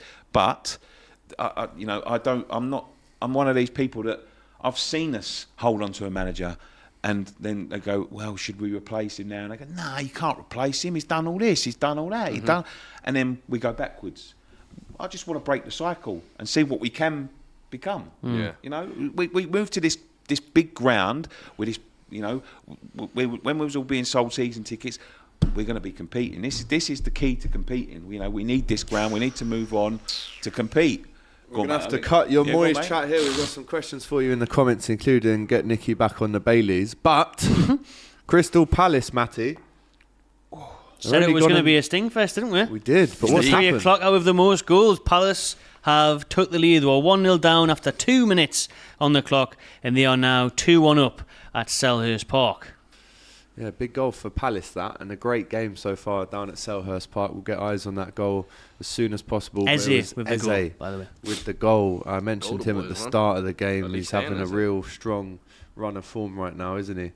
There is a VAR check, by the way, at Villa Park as well. I believe it's for a potential red card, but we will bring you the latest when we get it there. Still 1-0 to Man City at home to Sheffield United, as you'd expect. But the big game on, or the best game on at the minute, is definitely Palace-Brentford. Also, it's 1-0 at Villa Park. That's a decent game ongoing there as well. Wolves still 1-0 up at home to Everton as well at Molineux. 39 minutes gone, 5 minutes away from half-time on the Saturday Football Show. Woodsy says with the super chat, West Ham beat Liverpool. I see you don't drug test the panel. Talking about your opinion there for beating Liverpool. We've beaten before. Come on, Nicky, you've been on the Moyes out train since forever, says Yo Cool. No. That's untrue. That is untrue. I've not been on the Moyes out train forever. I say what I see. And and I am more than happy to be proven wrong. And I've said that many times. You know, I say what I see, and that's it. Was Moyes in charge of transfers, or do you have someone behind the scenes who's we have saying those someone players? now. Yeah, we have someone. So the now. Paquetas and the Ward-Prowses Paquetá Kudos, was Alvarez. Had a great window. Unbelievable window. Fantastic window. That's what I'm saying. We brought in a director of football, which I think there was arguments at the start and confusion because we brought in Tim Stuyden, who I heard rumours that he was ready to walk over the transfers because he got brought in to bring in the transfers, but Moyes wanted McTominay and Maguire, and Stuyden has brought in Kudus, Alvarez, and Mavropanos. Yeah. So there was a little bit of arguments at the beginning, but it looks like they've worked it out. And look, as much as we have got the likes of Paquetá, he's wasted a lot of money on people like Scamacca that really don't fit in his system. Danny Ings, it's a waste of money. He's never done anything for us. You know what I mean? So listen, if he's willing to let that guy take control of the transfers, keep him in. Yeah, because it works. Maybe we do a poll on that as well in the chat right now. We have 5 minutes ago. Is David Moyes the right man for West Ham? So far, 77% say yes. Obviously, won them that amazing European Cup in Prague, but it's just it's consistently inconsistent. But we go back to the Premier League because there's been another goal. Fuad, what is the score at Villa Park? 42 minutes gone. What's happening there? It's 2-1 up. Villa have scored again, and just after that as well. Sorry. Just in Scotland, I've just seen something else pop up. Ayr United have scored against Dunfermline. And there's a name that's popped up there that is a real throwback. Aiden McGeady. Wow. I did not think going into 2024 that is a name I would be hearing, but wow, yeah, he scored. Hey, what a legend. Hey, if you don't know, get to know, man. Do your YouTube. Streets won't forget. Hey, he is definitely one of those. He is definitely. He's only been a rebel. Played at Sunderland, Everton, amongst loads of other clubs. But it's Moussa Diaby with the goal for Villa. They'll be happy going into half-time. Couple of chances for Sheffield United 3 minutes as well, left for man. that. I'm watching this. Yeah, tell us about this because they haven't just lied down, Sheffield. No, they There was a haven't, mate. chance They've had a earlier couple of with chances, Norwood yeah. where he almost hit the bar from across, but it's another save for Edison. Yeah, they're doing well, Sheffield United. They're holding their. Do you know what? They're pressing for an equaliser. I haven't seen much of City. VAR check at Villa Park, by the way. You can can never fully celebrate, can you? No. Scottish League One, Falkirk 4-0 up before the first time has even gone. McGeady spin, classic move, says Come on, Crunk man. King 232 in the chat. Spartak Moscow as well. Hey, for He was real. Oh, Sparta. Do you remember when Russian football had that little renaissance where they were just Bringing signing everyone. bare players? Hulk, aye. Zenit had Hulk, Danny, Joe. Yeah, it was random. Anzi Michalka. Their little. We Well, played yeah. Angie in the Europa League quarters Angie, back in yeah, 2016, 2014. And then you obviously had a CSK in Moscow who had Wagner Love and Daniel Carvalho. Saying And, Wagner Love on FIFA yeah. and that. Oh, player, man. Them dreads. Yeah. I'm going to get me the blue one. red I'm one. Get the going blue ones, to get the bro, blue huh? ones in the summer, B, don't worry. Now, there was that period. Let's have a look at this Offside at check. Villa, Matty. What That can you looks tell off. us? It looks like, from the blind eye, he Just could be maybe, off. you know. Yeah, it looks like he could just be off there, couldn't he, for Villa? Nah, he's on. He's on. Because But where's his right knee, though? Yeah. I think his right knee, which He shows stretched it out, No, he's he's this on. dude at the Oh, bottom he's of the on. screen that's He's keeping him on. on, yeah. He's We only gonna- seen a zoomed in part of the left back at first. Yeah. But He's why are off they foot there. showing us that angle to I know. start with? Then Just when you show see us the centre proper back, Watkins is on, isn't he? He Do you know what puts it they on a should plate have, yeah? For They Diaby. should It's a have, good finish, They should though, have isn't them cameras, you know, in track and field when the sprinters cross the line. Yeah. Like, I don't understand why they don't have one there. Totally alongside. What are we looking at now? All it does is it follows whoever the last man Yes, is. I You agree. are the line, essentially. I'm like, Yeah. surely we've got AI at this point. It makes Don't too tell much me sense that- that though, bro. Too much sense. I know. That, doesn't it? Too much common sense. And don't tell me we've not got enough money to install this. Come on, No, bruv. no. They ain't even Well, got enough I'll money do for that. the overhead cameras. You just need two blokes with a bit of string on each side, like putting it back and down when someone's running. I don't out. want the overhead cameras. I'm enjoying it. I'm bet you enjoying that, don't. mate. Arsenal definitely applied for them overhead cameras as well, for sure. Luis Adriano at Spartak as well, says Crunk King. Come on, Sheffield, says was lost, but I am found. They are hanging on in there. But Palace, it's officially 45 minutes gone now. Elise and Eze, the two players at the start of the game, like I said, they'll be absolutely buzzing to see in the starting lineup together. There's not many times that they actually play together. It's another corner for Sheffield United here. They're banging on the door. And is that a few empty seats I can see at the Etihad? It's a good shot, and it's another The save. Etihad? from Edison. Well, Yeah. You said it, not me. It's nearly half time, isn't it? People just usually go inferred and it. get there. Yeah, maybe they've gone up for a hot dog and that. Big Steve's going for his pie, on so that's about it. Fucking hell, man. Brentford are 15th at the minute, by the way. We talked about it pre-match. You know, they were leading at Palace. They're losing now. Brentford are only 3 points, 4 points above the drop zone. They've been pretty poor this season, haven't they, Brentford? Very poor. Yeah. No Toney, though. Do you know what I mean? No. Feeling He's back soon, though, isn't he? Next week? I think Not for long, probably. obviously his name is going to get touted around in the January window. You say not for long, he could get picked up. Do you know what? I almost think you owe it to them. Yeah, do you know to what? give I them was- till the end of the At least season. I was the just season. about to Keep say, them up. you owe you it don't to give them. them at least 6 months. No, you're right. You're If right. you don't give them at least 6 months after they've backed you after this, then And he's been slagging I them wouldn't off want on him. Snapchat loads of times as well. Doing whatever he wants. Brentford. Remember them videos Beers of on them, the boat, think- on the boat? Yeah, I think just see the season out. Aye. Almost, they're in a crisis at the moment. It almost feels like with they their are. form, but see it out till the end of the season. Finish strong as well, and I think it just helps you in the summer when you want to kind of pick your destination. I think Arsenal will always be there. The only thing is how desperate are Arsenal now to get that number 9? I wouldn't sell him. I wouldn't sell him to him. I wouldn't. Because then Wimble and Wissa both go to AFCON as well, remember? And Yeah. then That Wimble's could be out. really Yeah. tough for them, then, isn't it? So They're it's- losing. Who'd you Sade. lose? Did you lose Sade. anyone? Yeah. They're going to be relying on Mope to keep You know them what? up. I was actually just going to say during Big half Neil. time, towards the end, I wanted to look ahead to the AFCON and give it an actual bit of. Because what I don't like about it is people say, oh, they'll be gutted to lose them players for this period, or should that player even go and represent his African country and play in it? That's Ridiculous thing to ridiculous. say that Yeah, way. ridiculous. Look at it on the other foot. How grateful they should be to play for their country in a tournament like this. So to a lot of people, it's seen as a nuisance. To be honest, whenever Salah's played in it for Liverpool, we've not missed him. No. We've ended up playing someone else in his position. Harvey Elliott can play there. We're going to miss him for the Arsenal game next week.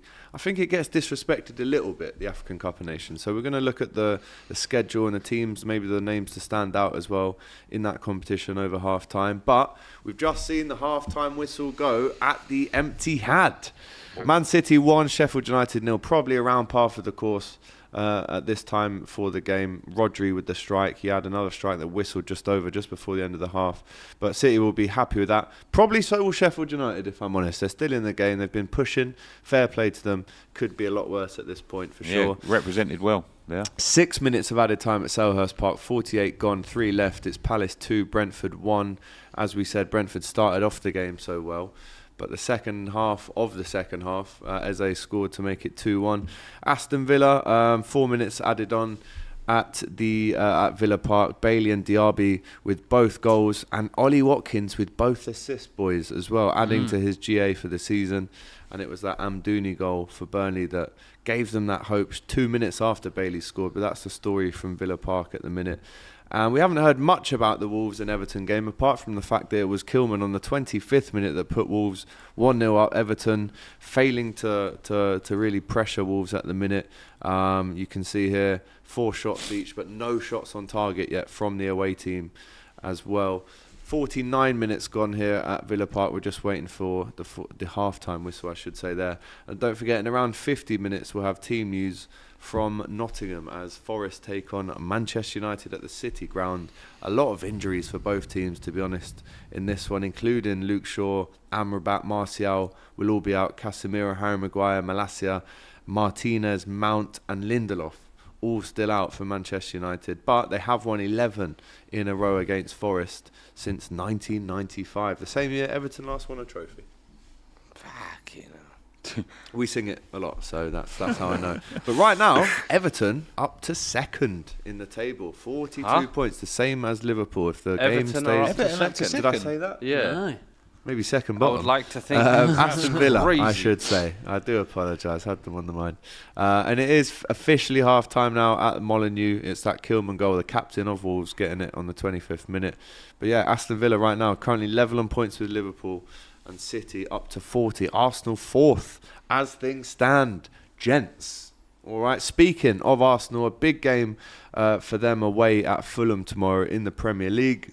Let's see what Jack Collins from Fulhamish thought as he spoke to Turkish outside the ground yesterday. Great preview. It's always great to see Jack Collins on the content. He's a very knowledgeable fella.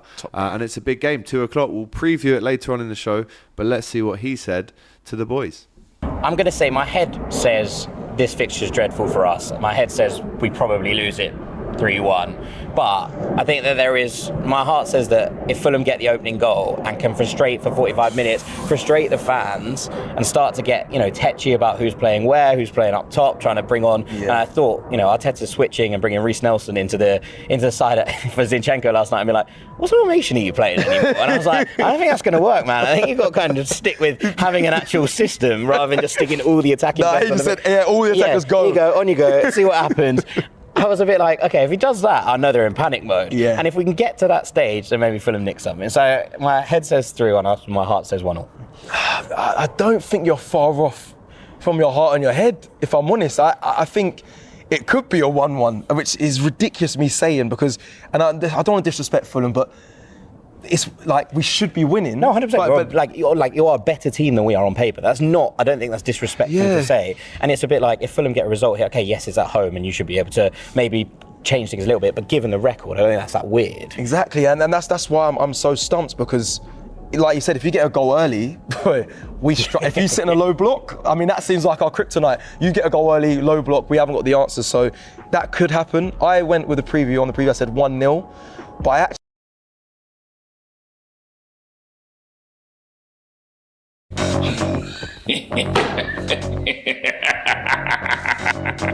Yes! I'm loving highlights instead. I'm loving highlights.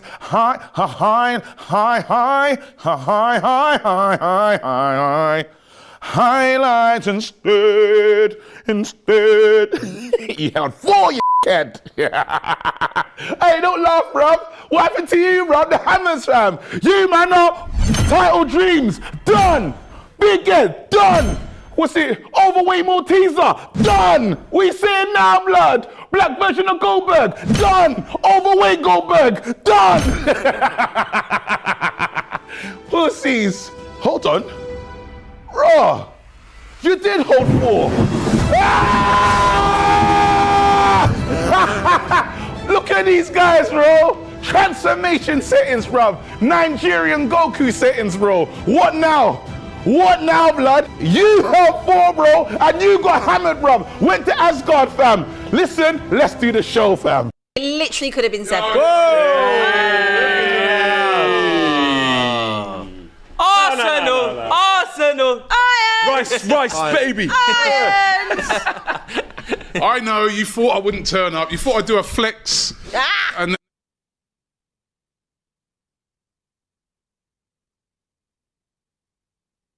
I'll take my licks, man. I'll take my licks. I'll tell you what. Congratulations, No, man. thank you, man. Yeah, But yeah. while you're here, I've because I'm dining at the top 6 table today, and champagne and cigars. It's normally 20 Benson and a pack of 4-pack. This is my breakfast. So I'm going to just have a little bite of this. Rice on bread. No. Explain to you what it is once I had a bite. When I was leaving the stadium last night, a couple of my players, they've come up with this fusion. It's Czech, English and Mexican. It's rice on toast. But normally, the rice is decent, but it's really expensive. It weren't very good today. We'll take that one. Enjoy yourself, son. You were the big Bottle of Prosecco. I bought a Prosecco, That mate. was mine. I know, winners only, man. Oh, lovely. Oh, lovely. Yeah, line us up. Yeah, a couple of best of enemies intros there, including Nicky having a bit of a poke at Robbie after beating them convincingly. Don't get to do that sort of thing that often. No. Absolutely not. Big up to everyone who enjoyed them in the chat. The best of enemies intros this year have been incredible, if I'm honest. The production that DR have put in 20. A round of applause for production. Yeah, brilliant. And happy birthday to Hass as well. Massive Hey, happy big up, birthday big to up, Hass, big up. the man that makes, one of the men that makes it all tick behind the scenes. Shout out to Hass. Where the magic comes Each and every day, making that magic happen. But I'm talking about the airport best of enemies when they went to the airport, the court stuff that you did. Incredible. Honestly, if I could give an award out for the best production team of 2023, it's DR Sports. All day. So, you know, we're only the faces. They're the ones that put all the ideas together behind the scenes. So shout out to the team. W Production says John Donuts. Yeah, brilliant. Jason and Hass are legends, says Josiah. And Crunking says top production as well. And it has been all throughout the year. We've come a But long. don't go anywhere, because it's going to carry on in 2024. I was going to say, we've come a long way from the old times when they used to, the stream used to just cut off. Do you remember? It yeah. just used to cut off in the middle of it. Yeah, Come a long way we've come a long way. So shout out to the DR Sports team on that one. John Donuts, happy birthday, Hass. We were actually a couple of minutes late today because we were singing happy birthday to Hass. weren't we? Yeah, I ain't got none of his cake though. Yeah. Oh, no, Honestly. dish it out. Yeah, man, dish it out. Boo. Honestly. Try to get me some of that chocolate gateau. Come on. Tell you what, there's some goals in the Premier League today. There has been. We've Look at been that. spoiled, really. Yeah. Look. 2-2-1s. How many have we seen? Oh, too slow. In the National League, Barnet 0-0 at Southend. Bit of a London, well, not really a London derby, that one. Bromley and Ebbsfleet, Kidderminster and Bournemouth 2-1 to Bournemouth, 2-1 to Bromley as well. And Oldham are 1-0 up against Hartlepool, Jeff Stelling's team. 13 goals here. 13 goals Yeah. in the Premier League we've seen so far. Okay, we're finally getting he's getting it. He's a bit getting of cake action Yeah, right mate. now. Go on, Hash. Yes. He stepped away from the buttons to cut the cake. Shout out to him. Right, let's go into the AFCON, right? Because the as we know it, within Africa and all around the world, you do see some of the top players in football playing in this competition, and it is one of the standout days in the calendar for all of these nations that are competing in this. You've got 24 teams from Africa that will play in the African Cup of Nations. We go from the 13th of January to the 11th of February. It's the first time since 2012 that the tournament, normally held every other year, is being held in the same year as an Olympic Games. I think COVID probably knocked that out of line a little bit. Only Cameroon have ever won the men's senior AFCON and the Olympic men's in the same year, in the year 2000. And obviously we know the last winners of this were, of course, Sadio Mane's Senegal. They beat Egypt in the final. What a madness that must have been for Mo Salah to play against Mane at the time. But you've got the likes of Sebastian Haller for the Ivory Coast. You've got the likes of Victor Osimhen playing for Nigeria. You've got Sadio Mane, Kalidou Koulibaly, Nicholas Jackson, Idrissa Gueye as well, who will also be playing in this one. You've got also Chris Hughton, the former English Premier League manager. He's managing Ghana, managing the Black Stars this year, which I think he was tasked with to get them into the competition first of all, and then almost see if he can get a few players that haven't maybe played for England into that Ghana team as well. Don't forget Andre Ayew, Thomas Partey, Mohamed Kudus will be at that one as well. That could affect obviously West Ham. And as we know, the 7-time champions Egypt are alongside Ghana in Group B. Mo Salah, Mohamed El Neni as well, two very famous Egyptian players that are playing in it. Group A, Ivory Coast, they're the host this year. You've got Nigeria, Equatorial Guinea, and you've got Guinea-Bissau in the Group A. Group B, Egypt, Ghana, Cape Verde, been there, great, beautiful place, and Mozambique. Shout out to JK, great song. Gets as well. Gets on the track as well. But yeah, Mozambique in Group B. Group C, Senegal, the holders are with Cameroon, Guinea, and Gambia, and in Group D you've got Algeria. Fairly strong favourites, maybe this year. Even though Saïd Benrahma has been left out, not in the Algeria squad. Wow. Which I was to be honest, I expected that. A lot of people were saying he's going, but he's never. He's never really been the guy for Algeria. No, he was doing okay. He had an argument with the manager a couple of months I remember, back. They are with Burkina Faso, Mauritania, and Angola in Group D. In Group E, Tunisia, Mali, South Africa and Namibia. And then Group F, one of the strong favourites, of course, as well. What a story it was with Morocco during that World Cup campaign last year. They're with the Democratic Republic of Congo, Zambia and Tanzania. Early favourites, boys? Do we have any? I mean, as I've said, there's some massive teams in this, the likes of Senegal, Ivory Coast, you've got Egypt, Morocco. Who stands out for you there, and who do you think takes it? It's hard to look past the Senegals with Mane and the Osmans at Nigeria, and them seem to be the obvious ones, so you'd think they can carry the sides through it. But like you said, Morocco from that World Cup as a team, we talk about individuals and Osman and that, but as a team, Morocco are there. It's heating up to be a nice tournament, this. Really is. Morocco, strong teams. You know, based on their last international tournament, with the togetherness that the country saw, I reckon they've got to be looking at this competition saying at least the semi-finals. Oh, at least. On the follow-up of their World Cup performances, I think 100% they'll be looking at themselves as one of the favourites. I think Nigeria will be another one as well, with the firepower that they always seem to have. I saw they announced their kit drop, was it the other day as well, which looks... As Nigeria always are. I hope somebody loves unbelievable kits. The way Nike love Nigeria, because the kits they get given, wow, honestly, it's unreal. But you only hope that they can follow it up with some success finally at the AFCON, because it's been a while since they've had some success there. Yeah, Egypt, 7 times champion. They're not strong this time, but they've got the experience. I feel like with Egypt, maybe in the previous decades, anyway, when they had the likes of Abu Trika, they had so much more depth in their squad. Hossam Ghali and other contributors, Amir Zaki, Mido. Whereas now it's kind of like it's Salah or bust, really and truly. It's like he's good enough though, isn't he? El Mohammadi. Do you remember the right wing back at Hull and stuff? He was almost like their second best player at one point, but yeah, just tells you the levels ain't the same. We're currently watching. I didn't think I'd say this on the Saturday Football Show. Is it a mouse? Is it a rat? It's a mouse. Is it Matisse? Wow. We just, I don't know what stadium that was, by the way, but we've just seen a little mouse going all across the Premier League stadium. Legend. Finally got some waters on the set. Shout out to Jack. Thanks, Shane. Get Mars, you better bring that cake then, man, because I'm going to start freaking out in a minute. He's a sugar rush, man. I need a bit of sugar. Yeah, you're like me, man. I need that. You normally bring up the big Polish sweets and that. You normally come prepared. Yeah, the 3-for-1s. Yeah, man. I was expecting tubs of celebrations, quality streets, a lot of days. Sorry, Christmas leftovers, man. I always Where's come with goodies, but Robbie's been in this year, man. I've Christmas leftovers. He sweeps them all up. Yeah. Black Wolf says, AGT, you went to Cape Verde. Which island did you visit? I went to Sao. It's called SAL. Beautiful place, just on the coast of Senegal, of West Africa. Beautiful place, I went there. Egypt's midfield is so weak, says MP again. Salah or bust. It has been. There's so much. Imagine having that much pressure.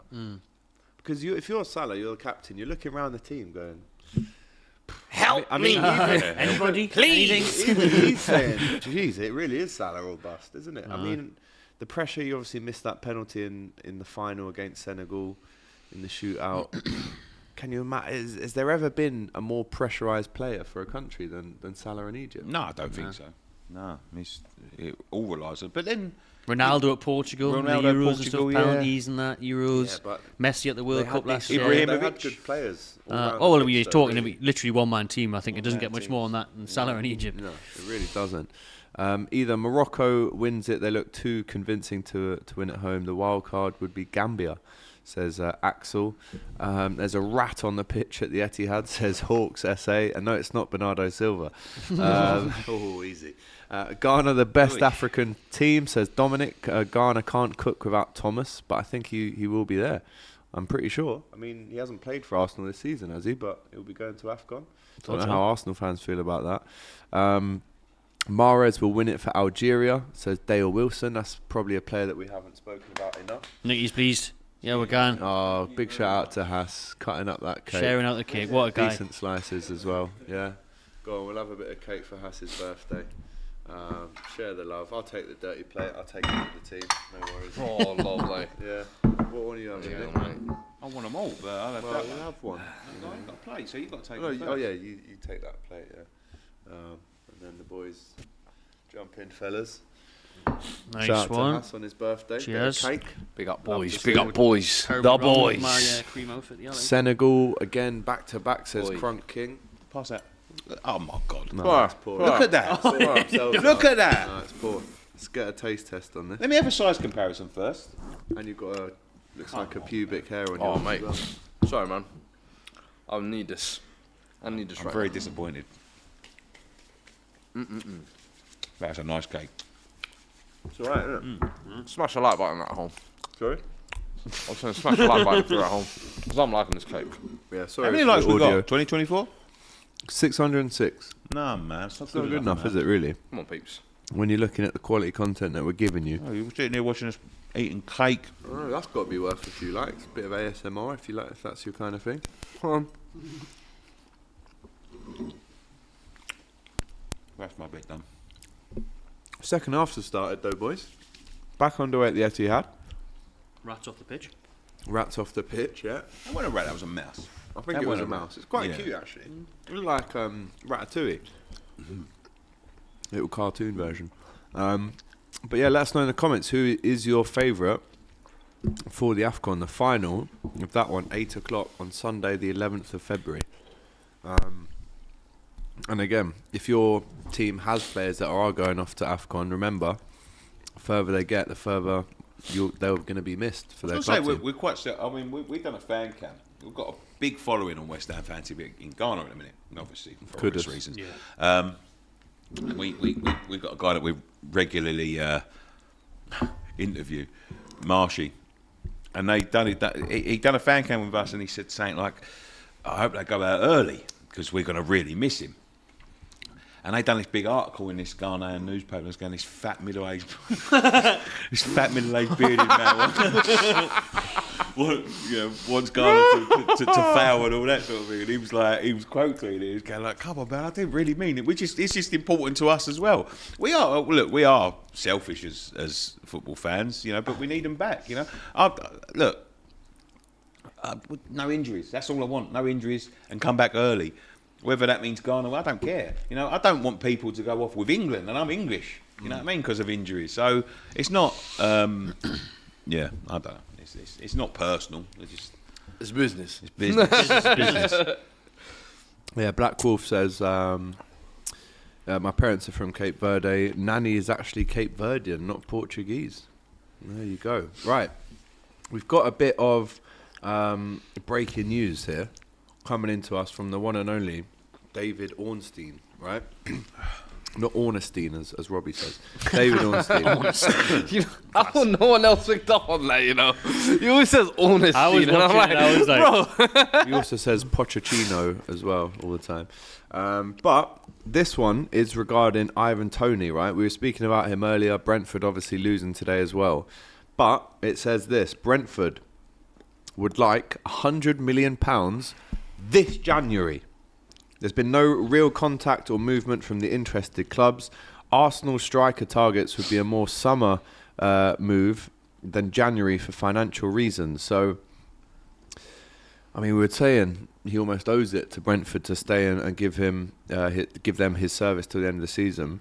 But if Brentford want £100 million in January, Matty, it's a bit of a bold statement that Ornstein's come out with there today. I mean, 100 million, not many people can spend that in January, can they really? That's why the window is always a bit quiet. It's a lot of money to put up for January when he's just coming back. Obviously, he's to get his match fitness back. But when you look at it, you look at his goal scoring record, looking at being English on the cusp of that squad, it wouldn't be, how much are you going to ask for him? Probably really, it should be about 70, 80, but in this day and age, 100 million, I'm not surprised at all, really. They're also sensing the... not desperation, but Arsenal's need for a number 9. And it's almost like the Mudryk situation last year. I remember Shakhtar started off 30 million, 40 million. And it was like, oh, hold on. You don't want him that badly. And then Chelsea got involved and it was like, prices skyrocket. So they're just reading the situation, to be fair. And they're within their right to. Do you know what I mean? They need a goal scorer. They've got players going away for AFCON. He's missed the first half of the season. Come in and give us that second half injection of goals that we need. Do you know what I mean? So... now, 100 mil, bang on, in my opinion. 100 mil. Similar, like I said, with Spurs in the summer, with Kane 1 year left on his deal. West Ham, if you have a player like that where you feel like this is R1, if you like, you're entitled to charge whatever the hell you like. If you think that's worth 300 to you, that's worth 300 to you. I don't get the arguments. Where can you charge that?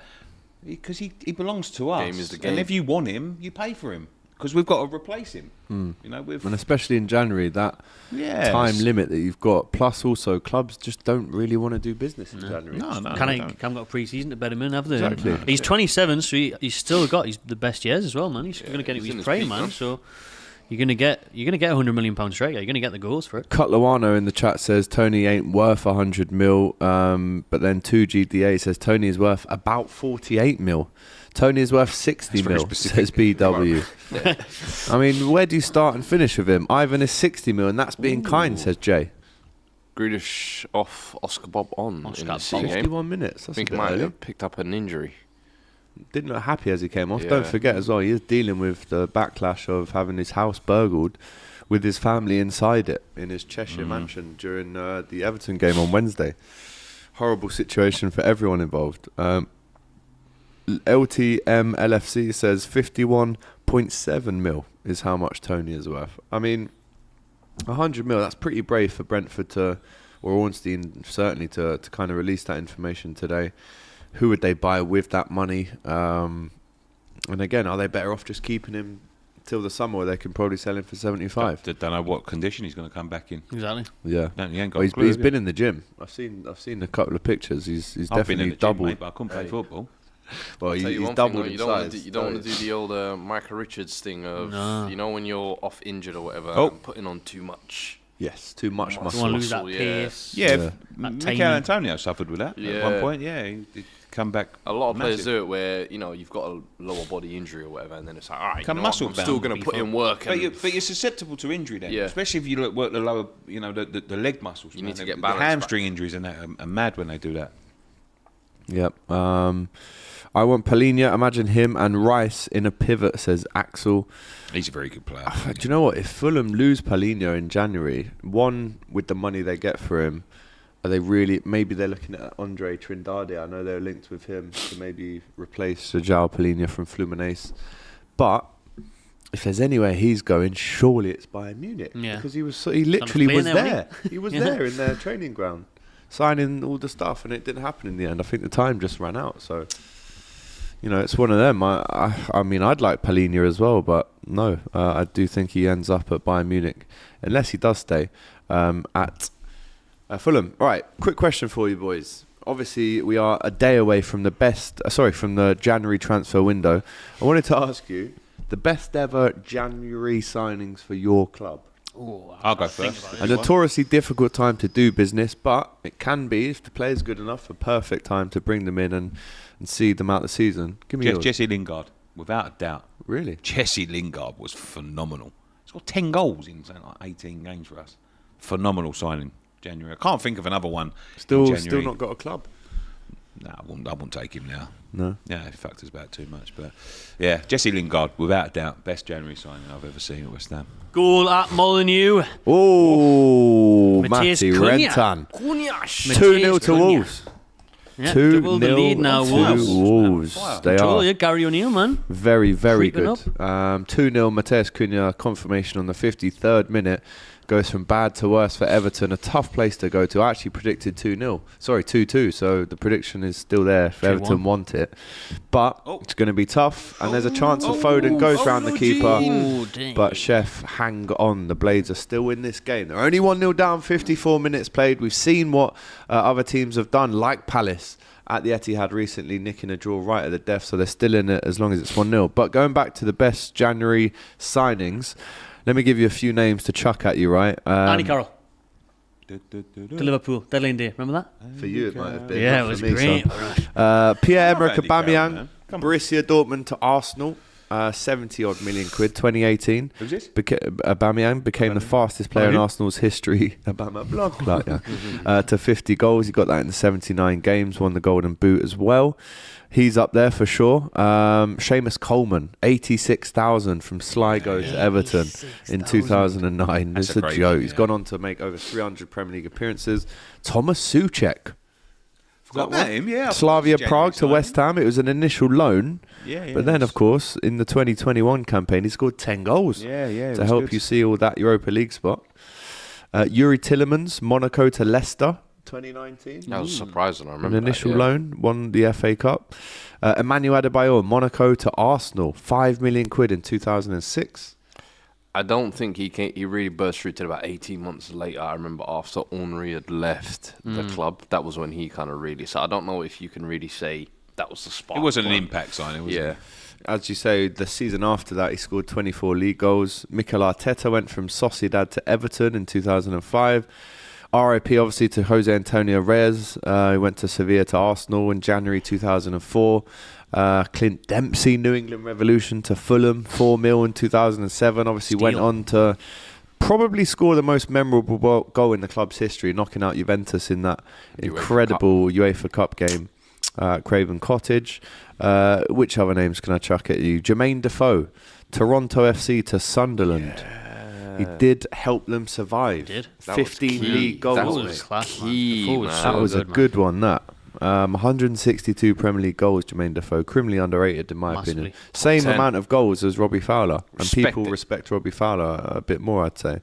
But yeah, obviously scored many times for the Black Cat survival in 2015. So shout out to him. Felipe Coutinho, Inter Milan to Liverpool, 2013. It was a deal that actually his former manager at Inter Milan at the time was Rafa Benitez. And he gave us Felipe On a discount. and I don't think initially he tore it up, but it took him a few weeks. But he was there in the end. 41 goals, 38 assists for Liverpool in the Premier League. And it's just a shame what's happened to him since, man.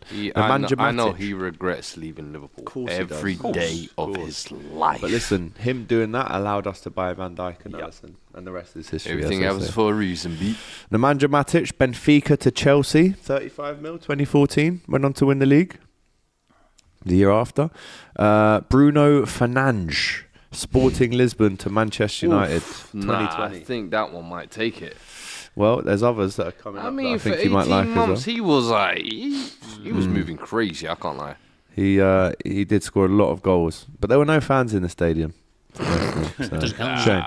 Asterisk. Patrice Evra, Monaco to United. Monaco doing a lot of selling in January over the years. That one, I think Patrice Evra, I remember him as well. It took him a while to. They had. Do you remember Gabriel Heinze? Yes. Oh, Heinze. Yeah, he was the main one during that first year. I like I Heinze. loved him, man. Proper left back. Luis Suarez. Ajax to Liverpool. That's got 2000, on the same day that we signed your flop, Andy Carroll. You paid all the money for him. He's your flop. Our academy product. Yeah, I'm saying. Mind you, though, benefits. Yeah, in okay. one season he's got Darwin's total, so All right, cheers. comfortable conversations. Nemanja Vidic, Spartak Moscow to Manchester United, 12 million in 2006. But surely, Incredible. number one, Virgil van Dijk. Southampton to Liverpool, 2018. On his debut, scores a header winner against Everton at the Cop End in the Cup. And then since then, wasn't dribbled past for about 2 years. So, and won it all. He's literally won everything. And he's just a beautiful bloke. Stop it. No, that's just the end. No, I already told you all the reasons why he is. That's just, and he's a beautiful You're bloke. talking pound for pound, though. Him and Vidic. I would. Vidic is 8 million. Yeah, I got to say. Ocho. Really? Ocho. Best January signing ever. You know, Vidic. 75 million. That is almost like the epitome of the inflation of the market. The 8 million. You went to Russia. I don't know. Spartak Moscow. I'd even go with in Suarez. cold Serbia. I'd go Suarez. I'd go Suarez ahead as well. over that, like, definitely. And who's the other one as well? There was another one. Fernandes. Before Suarez. Yes, Bruno Fernandes. I'd even go. 2-0 City. Oi, oi, oi. An hour in, cometh the hour, cometh the man at the Etihad. Half an hour to go. They've taken Grealish off. They've taken some other big hitters off as well. But they're now cruising. And who is it? It's the man that both of Nicky and Matty predicted to score the first goal. Julian Alvarez, La Araña, the spider, scores again for Man fair, City in the absence of Erling Haaland. I said that Elise would score first. You said Alfred. I think all of our That scores. all has scored. scored. So we had a No, my one hasn't. Watkins. Only one. two assists. As good as a goal. We'll take it. Let's see this goal then. The Typical ball comes City across goal, from isn't it? Foden, Yeah. and it's Alvarez right at the back stick to send it past Fotheringham. And they've just broken Chef down. That's it now, you'd That's think, it. wouldn't you? Floodgates will open. Yeah, this is where it finished the 6, innit? Half an hour ago. So in the chat, we've got Suarez, we've got Vidic, Henrik Larsson, says Kuran as well. Obviously, he went to United, I think. Jermaine Defoe one from goal, West didn't he? Ham. Yeah, it wasn't great. Yeah. It wasn't great. Burnley down to 10 men. We're hearing a red card for Sander Berge. Sandy. Second bookable offence for Burnley. It goes from bad to worse for them. 2-1 down away at Villa Park with a long time to go. What's his name? It's not looking good, bruv. Sander Berge, isn't it? Sander Berge. That sounds like something Mr. Miyagi said in karate. Gary Cahill is another shout from Dara. Oh, yo. Bolton to Chelsea. I think Gary Cahill for me, one of the most, Like 6 minutes. like 6 minutes, one of the He most was good, wasn't he? underrated Cahill, yeah. Premier League legends in my opinion. Solid.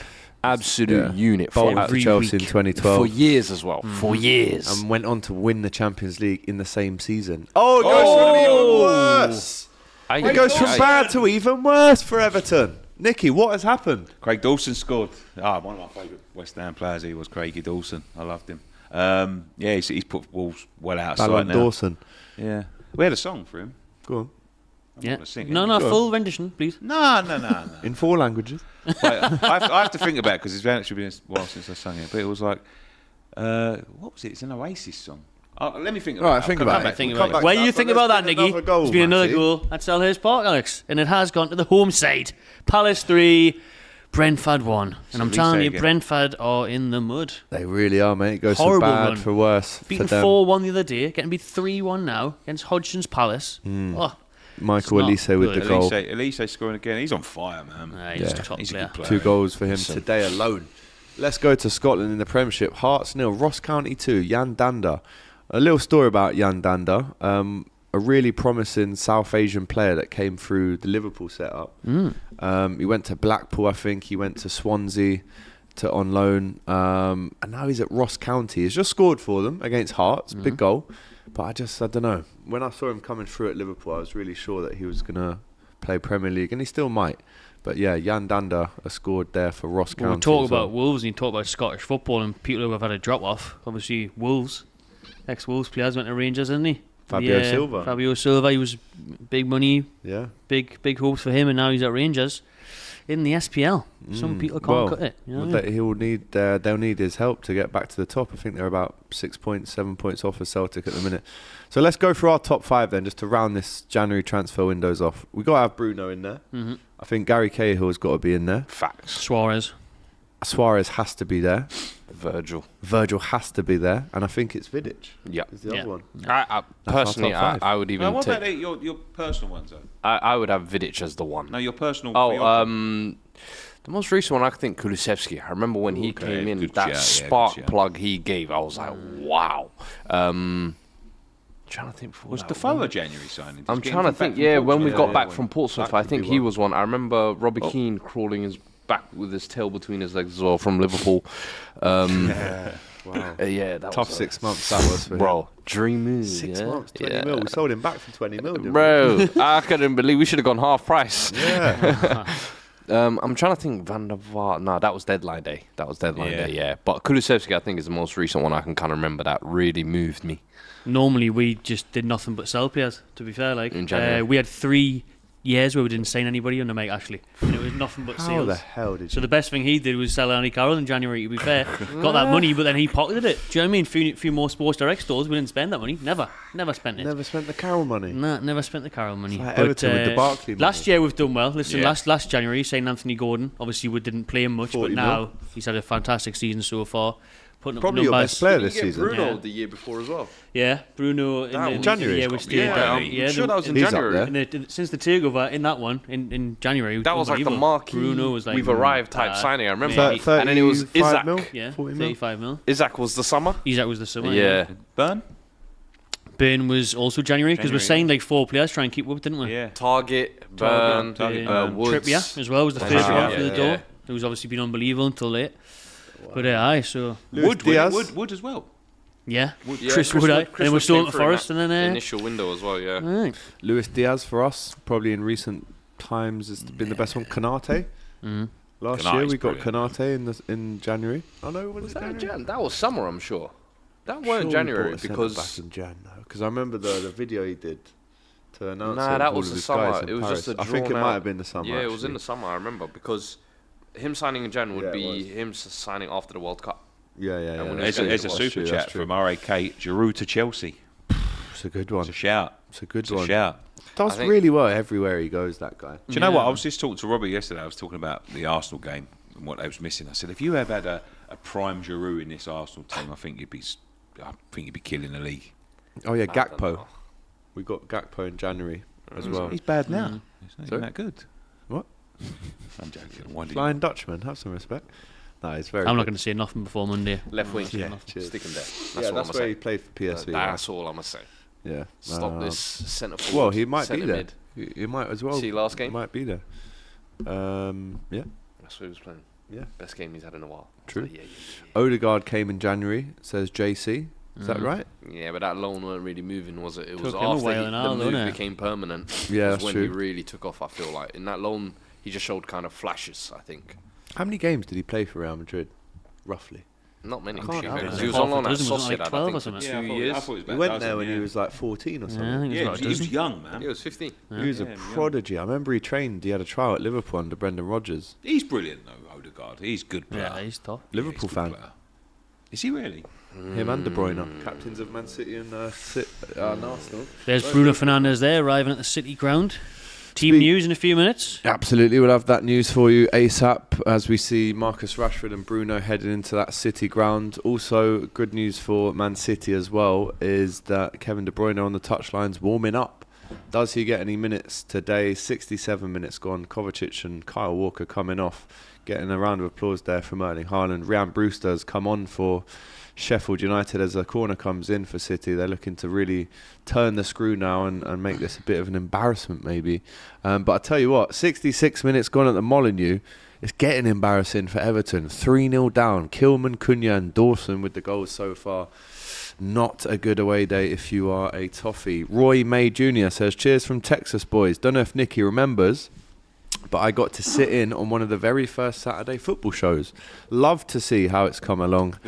Roy May Jr. Yeah. I took him to Everton away, man. Oh, yeah? Roy's a great bloke. Yeah, he watches all of our content, man. He's Love that. Yeah, fantastic. He says, hope you'll have a very safe and happy New Year. Come on, you Irons. We love to see it. Big up.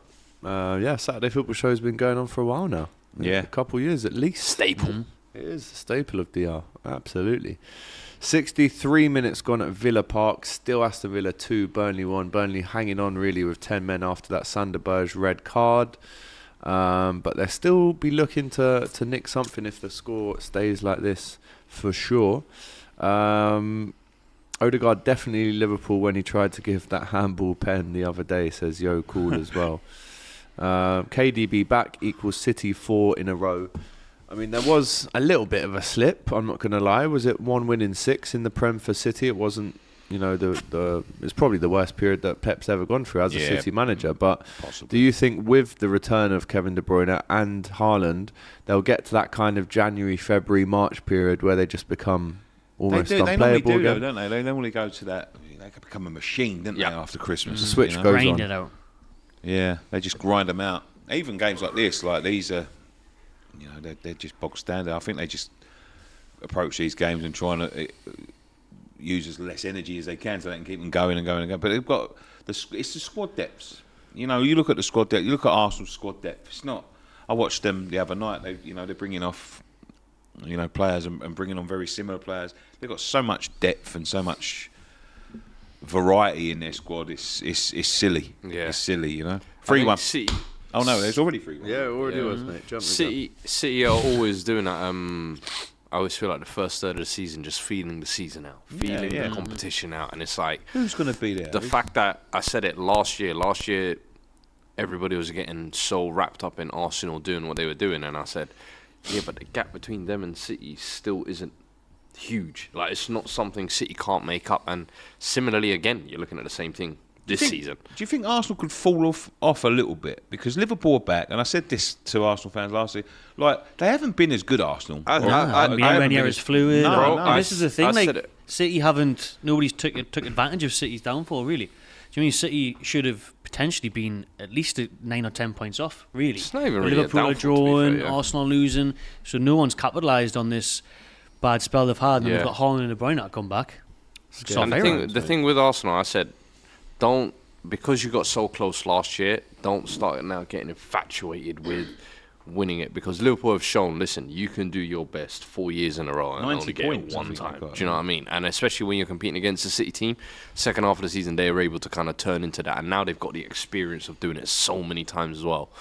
That's why I said the Champions League, do not sleep on it, because a lot of people looked at it like, oh, no, it's Arsenal's first year back in. But I said, look at the European landscape. There's nobody that's really, you can look at aside from maybe a City to say they're a shoo-in to walk it. No. Bayern Munich with Harry Kane, maybe. Yeah, with over 2 legs and all that sort of thing. Madrid, they've got a lot of kind of youngsters. They're not really the Madrid of old, if you like. They're kind of figuring themselves out as well. But I don't know. I just think Arsenal Champions League, they could have a deep run, in my opinion. The only thing is can they figure out those kind of small little issues that they're having at the start of the season, I feel like, in the attack, and really get firing in the second half of the season. I just think there's some parts of Arsenal that, Zinchenko is not good enough. The fullbacks, fullbacks, yeah. And Ben White, he done as well. Brilliant last year, but all in all, he's not a right back. He's a centre back that they've had that they've forced out into right back because they haven't got a right back. And to win champion, you have to be consistent all over the pitch. All over the pitch. Martinelli not been as good this year. Nowhere near as good. He was a massive 4 goals so far. Jesus got 2 goals this season. Yep. Centre forward. Terrible. That's their centre forward. They don't like to Should've score done that bet goals last season. This season. They brought in. As I said, I think Rice is obviously a fantastic addition, but they haven't added. They've replaced. Yeah. If that makes sense. Yeah. Partey's been a big miss for them. Massive miss. You know what I mean? He hasn't played all season. They're just not. I just don't feel they're as good as they were last season. I'm not saying there's not a fear factor and they're winning games, but I don't feel like they're as scary to teams as they were last year. And what I would say about Arsenal is that when they're losing to West Ham the other night and they're looking for a goal, they're looking at Eddie Nketiah and Reece Nelson to come off the bench and do it. I think they're good players, but they're not players that are going to win the league. Yeah, Smith You know what I mean? Right, speaking of Jesus, we're going to play a court, an FCM court clip where his name was definitely up for debate. And then after that clip, we have the Manchester United team news for you, including Højlund. He misses out totally today, and we'll tell you why after this. Gabriel Jesus is not one of these, though. And I'll tell you why. This is a simple quote I will give you from the man himself. Recently on an international press tour, he said, "I believe that scoring goals is not my strong point." He's a striker! He's a striker! This is the current number 9 for the table toppers of the Premier League. This is the current number 9 for the greatest nation in football. This is unacceptable. Absolutely unacceptable. To add on to this, this is a man who was signed for Arsenal with 4 Premier League medals. 4. This is a man who should know how to win it. A man who has been signed for a mission. This season, you must lead Arsenal to a title charge. And you must top your tally of 14 highest goals scored in the Premier League. You have been brought in for a mission. Gabriel Jesus, we need this mission complete. And this isn't just on the footballing world. This is Arsenal fans calling for this. This is everybody. I want this guy, jurors, monitored till the end of the season. I want him... An unbelievable court case there. I mean, forget Judge Judy. It's all about Judge Fuad, Mayowa and Cams. Unbelievable. And Liaz. Unbelievable. Would you have me back as a jury? Oh, definite. Listen. You know what we need next time? Defendants. Yeah. Yeah. Bigger court. Oh, don't worry. We're going to make this thing bigger and better. Trust me. 2024, you do not want to miss this. So make sure you're subscribed to this channel. Turn all your notifications on. We going up a level. Yeah, 2024. Jesus, a very, though. very good place to be. We're watching you very, very closely. He managed to get away. And listen, some people are saying, you know what I mean, perjury from the judge there. A little bit of bias, you know what I'm saying? But, hey, we're going to make sure. We're going to make sure we have our investigators out watching this, brother. Don't think we didn't see that headed miss the other day. Yeah. We're writing down everything, brother Gabby. Yeah. Oh! Matty Renton, what's happened? There's been a huge goal at Villa Park, and you can tell by our reaction, it's not a third for Villa, it's an equaliser for Burnley. 10 men, Burnley, Brilliant. by the way, who've got a one back at Villa Park. It's now Aston Villa 2, Burnley 2. What a big goal in terms of obviously Villa being in the top 4 and Burnley fighting for the drop.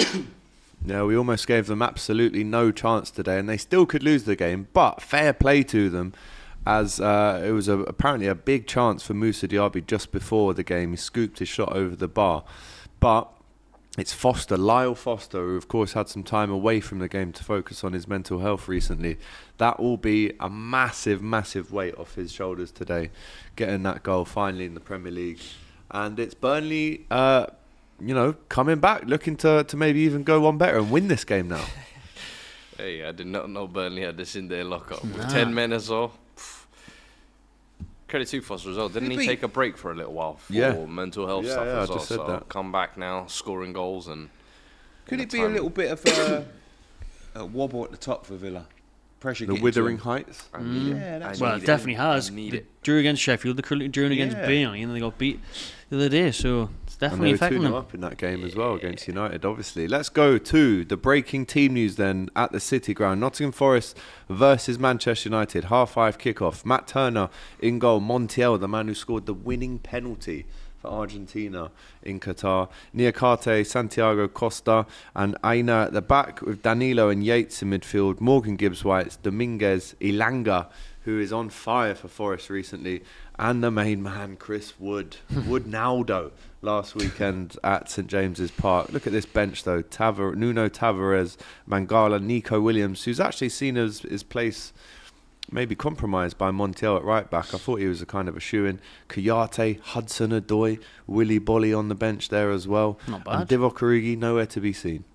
And he is a certified legend. Right. For Liverpool. He's a Yes, certified correct legend. you are. Great goal He's against a you in meaty the final. footballer, Well, you can't say that at Liverpool. There's no way. Let's get on to the Manchester United team. This is the one you've been looking forward to seeing. It's Onana in goal.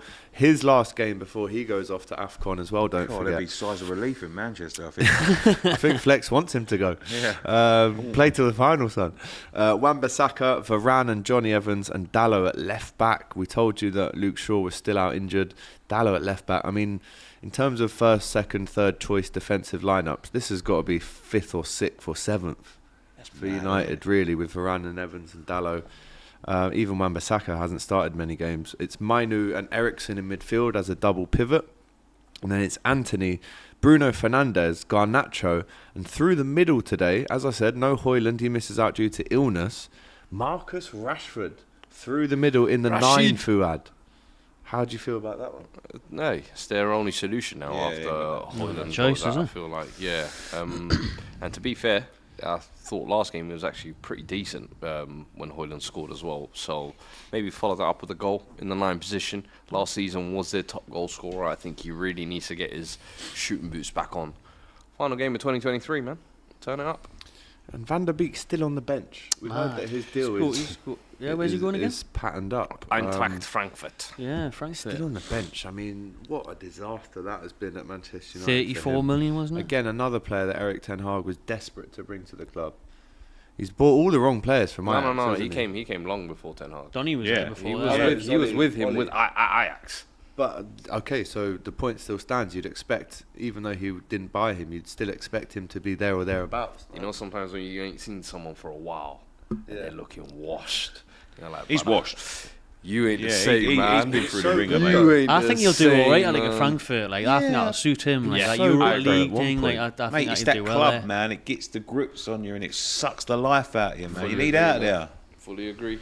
Forest are winning that today now. I'm changing me 2-2. I'm going Forest win now. Yeah. Seeing them teams, mate. Yeah, man. Ooh, let us know in the chat what you think to that lineup there. Come on, Forest, says Buffalo Soldier. Up the Forest, says Tabana. Maybe he was upset that he left Ajax, says Fatima. I'm not too sure about that one. Forest fans. Madueke, Pochettino, I see the same thing over there, man. I'm telling you. Managers hold grudges. They're still humans. Forest are cooking us. Sad times as a United fan, says Colt Wano. Forest will do United, no question, says Easy Ollie. And Villa have bottled the top 4 under John Gregory. Do you remember him? John Gregory, yeah. Back in the early 2000s. He was NTL days. He was doing really well. He looked like a mob boss. Yo. He had that like Sweet slick back back hair. hair and he looked like turned up like the mafia. Step Goodfellas FC in there. Goodfellas, yeah. It's definitely not Step Brothers. There's no mafias in that one, is there? How is Origi Meady, says Lit Forever. I mean, listen, man. Allow the guy. He's done his hard work. Games He's done his hard work. Forest, have you watched him at AC Milan? I got rinsed. Oh, do you know what? I'm talking about mafia. Ever seen him when Liverpool started a game? I got rinsed by a mafia guy, man, once in Mexico. Do tell. What's the story? We was on man? holiday in Mexico, yeah, and there was a guy that was like, we was in a bar, and there was a guy that was blatantly New York mafia on the run, yeah. He had everything. You know, like when cliche. do you know, Wise guy. I'm a wise guy. He even Yeah, tried yeah, to forget about it and all this. Right? Yeah. Anyway, so calling you a schmuck. he was a good. Well, it was, but every day we went in there, right? But he looked like Pulp Fiction. You know when they have to change their suits. That's what he looked like. So he's got all the gangster features, but he's got like Hawaiian shorts and a Hawaiian shirt, all right. So anyway, me and my mate are sitting there, we're fucking chatting away. Drunken talk, the drunken talk. We're talking about superpowers, right? And he's just sitting there eating a pack of peanuts. I think he's watching a baseball out on the TV, right? So my mate goes to me, what superpower would you rather have, right? He goes, would you rather be able to hold your breath for 10 hours underwater and be able to swim anywhere? Or flap your arms like a bird and be able to fly? I went, fly? He went, really? He goes, but you get exhausted by flying. Yeah. He goes, You would do. Yeah, so he goes, Human. No, I go, I'd fly. He goes, he looks at me, this geezer, he goes, fuck off. Right? I went, what? He went, What? What do you want? you fat fuck. You won't get to your local shop before you fire this guy and kill motherfucker. Yeah, go underwater. You'll be better. I look at it, man. I'm just saying, like, You don't know whether to respond. Yeah. You're right, mate. You Read the situation, man. Yeah. Take the swim. Yeah. Nah, that's crazy. It's got to be flying though, surely, innit? Oh, If you're Nah, knackered, bro, though. I'd swim, I think. swim, man. I'd swim. Shark you get attacks out and of breath, you fat fuck, and you fall out the sky and kill someone. Yeah. Go underwater. So I was like, okay. 10 hours. What are you gonna do 10 under hours is there? a long time, bro. For 10 hours. There's not much going on down there, is there? I You had mean, to swim anywhere, though, wouldn't you? You Oh, had look, to I've swim done to it, countries and that. Seen that now? I'd have the greatest YouTube channel anywhere. I'd be like, oi, today I'm going to swim from England to China. Watch me. Bro, crazy live stream. Thumbnail view of the shark. Well, I'll tell you, content creators, eh? Yeah, 1 million views straight up. Madness. We love to see it. Right, still not 1,000 likes, people. Disgrace. I'm not going to have another go at you. There's about 20 minutes of the show left. Over 2,500 of you watching. 730 Come likes. on, Nicky, man. tell them. 2024 likes. That's what it is. 2024 is a couple of days. Gets to 2020. That's why we put the balloons up. That ain't the year. That's how many likes we want. Come on, man. Come on, man. Let's That Come would on, be, just that'd be like sick. Let's get it. Just press the We like will- button. We're not yeah. asking for a lot. 50 people instantly press the like That's button. it. Keep Just it going. press it. It costs It's free nothing. and it Just takes press less it. than a second. Steffi Jenkins says, imagine the wrinkled up skin though from swimming under the water for 10 hours. You never want scuba gear? Scuba Steve, Scuba Steve. get it on. Yeah. You ain't ever worn one of them, what's the old Michael Phelps swimming caps? Yeah, the swimming caps. There you yeah. go. But I mean, you're Bit of going to need a goggles big and that. tank of oxygen for 10 hours, aren't you? I mean, I'd do it, man. I'm telling you, swimming's good, man. Swimming's good for you. No, Go out there and honestly, exercise, swimming people. might be the best exercise for you. Swimming and boxing, I'd say, are the two best. Now, imagine you were told you could do that for 10 hours. But I'm not a bloody... Well, some people have called me a seal. No, But I'm not a bloody seal. By the way, news during half-time it was that Victor Lindelof has apparently signed a new deal Bloody at Manchester hell. United. And that is what is wrong with Manchester There you United. go. Amongst many others, but that's a big problem. That's a big one, mate. That is Players great. like that, signing is- new deals, tied down, can't go anywhere. Wow. He is one, I'm sorry, just let him go on a free. Yeah. At some point, you do not need to make a profit on every transfer you've ever made. It's like, you signed him, he wasn't what you thought he was ever going to be. The contract's running out now. How have they End it. kept hold of people like Lindelof and got rid of people like Smalling? Even Do you know what? Bailey No, as well. at the time, it was a similar situation, I'll be honest. And I thought they actually made the right decision in letting Smalling go. I think the way Smalling has bounced back, credit to him. But I don't Incredible, think yeah. he would have ever become that player Because the at club United. sucks the life out of you, man. Smalling's still at Roma, yeah? Yeah, he's a Roman legend at this point, man. Captain, He eh? is, bro, he's been there man. 7 Yeah, years. it's Mourinho's right hand man. Huh? Yeah, man. literally, Probably bro. got his kids' Italian names and all sorts. Yeah. Well done, man. Smalling-Lini. Smallini, huh? Smolcini. Ah, he's doing very well. And again, you know, United giving Lindelof a new deal when they've got rid of worse players for nothing. So yeah, kind of shows you where they are. Just at the shows you minute. the difference. Like when I was watching an overlap the other day with Yap Stam, Yes, and, I saw and, that. and how he got rid of him, you know, and he was at the top of his game back then, Yap Stam, and why he got rid of him, and you know the problems, and you know the way he sort of kept Ferguson used to keep that freshness and that desire and that drive in the changing room. So it didn't matter how good they were and how big they were. If he felt their standards were slipping, You're gone, mate. they're gone. Yeah. Like, you know what I mean? Like if he felt they was getting comfortable, Beckham, Van Stam, Nistelrooy. Keane, Van Nistelrooy, he got rid of them. Name and them then now all. you got them signing Victor Lindelof again. Do you know what I mean? Like, and it just shows you, you know, that club is just rotten. totally gone. It's rotten. Rotten to Yeah, the core. their standards have slipped so far, so far. Oh, I fully agree. Shout out to Dr. Strange. AGT, love you, brother. Blessings in everything you do, bruv. Shout out to Dr. Strange. Why is your name Doctor? Do I even want to know? No, ain't that one of them Marvel villains? Oh, I don't watch Yeah. Marvel and He's a stuff. hero, man. Yeah. Oh, is he a hero? Yeah. Oh, yeah, he's the dude with 1,000 possibilities Time thing, isn't it? stone. Yeah. Yeah. Sorry, man. I'm not. But no idea Yeah, what's I'm not the happening. biggest Marvel. Brought the multiverse into it. Okay. Don't you watch Marvel? No. No, watch Nah, football, man. Awful. You got kids, man. That's why. Yeah, that's right. 83 minutes we're in now at Villa Park. Does this one end as a draw, or which team wants it? Who wants it the most? 10 minutes to go. Put your cards on the table. Who wants it? AGT, rock, paper, scissors, says Dominic.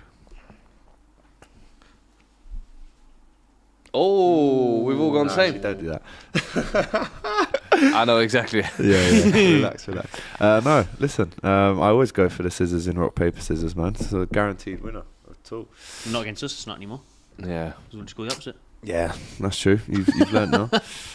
Have you guys seen the new Netflix documentary? We haven't, but we're looking forward to watching that. Leah's in it. Yeah, makes a little special appearance, man. Special appearance. We've got eyes on Aston Villa game. Still 10 men for Burnley, but from what you can see, I mean, I reckon they're going to hold out a little bit here, which would be a massive boost to Burnley. Don't forget, before that Liverpool game, the 2-0 loss, they did win. Oh.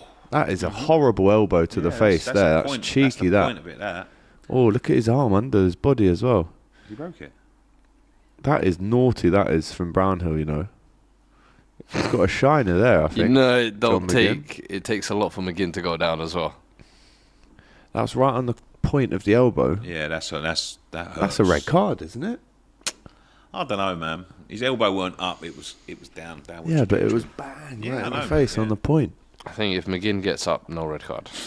Was he bleeding there? Was I? Is it bleeding? Is it bleed? Don't go anywhere. He's bleeding. Oh, he's saying sorry to him. Oh, there you go. But that was naughty, though. See, I love that, man. Naughty.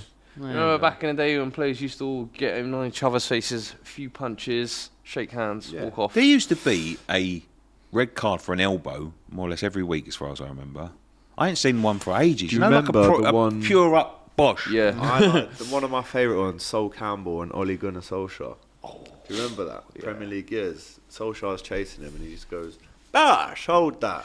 I mean, it's a bit of a Ben Thatcher. I was just about to say, it's a bit of a thuggish one. That was violent, though. That was violent. That was more of a shoulder, though. Wasn't that a shoulder barge? No, that was on Mendes, wasn't it? When Mendes. Yeah. No, he used to get. He had a few elbows. Thatcher was a thug. He was. And the geezer used to play for Michael Brown. Yeah. Michael Brown, he was naughty as well. Chris Morgan for Sheffield United. Yeah. Absolute thug on the football pitch. I remember Mane got away with one on Tommy Asu a couple of years ago at Anfield as well. Right, Villa fans looking stressed, Nicky. Yeah, they are looking stressed. They are looking stressed. Title run is over.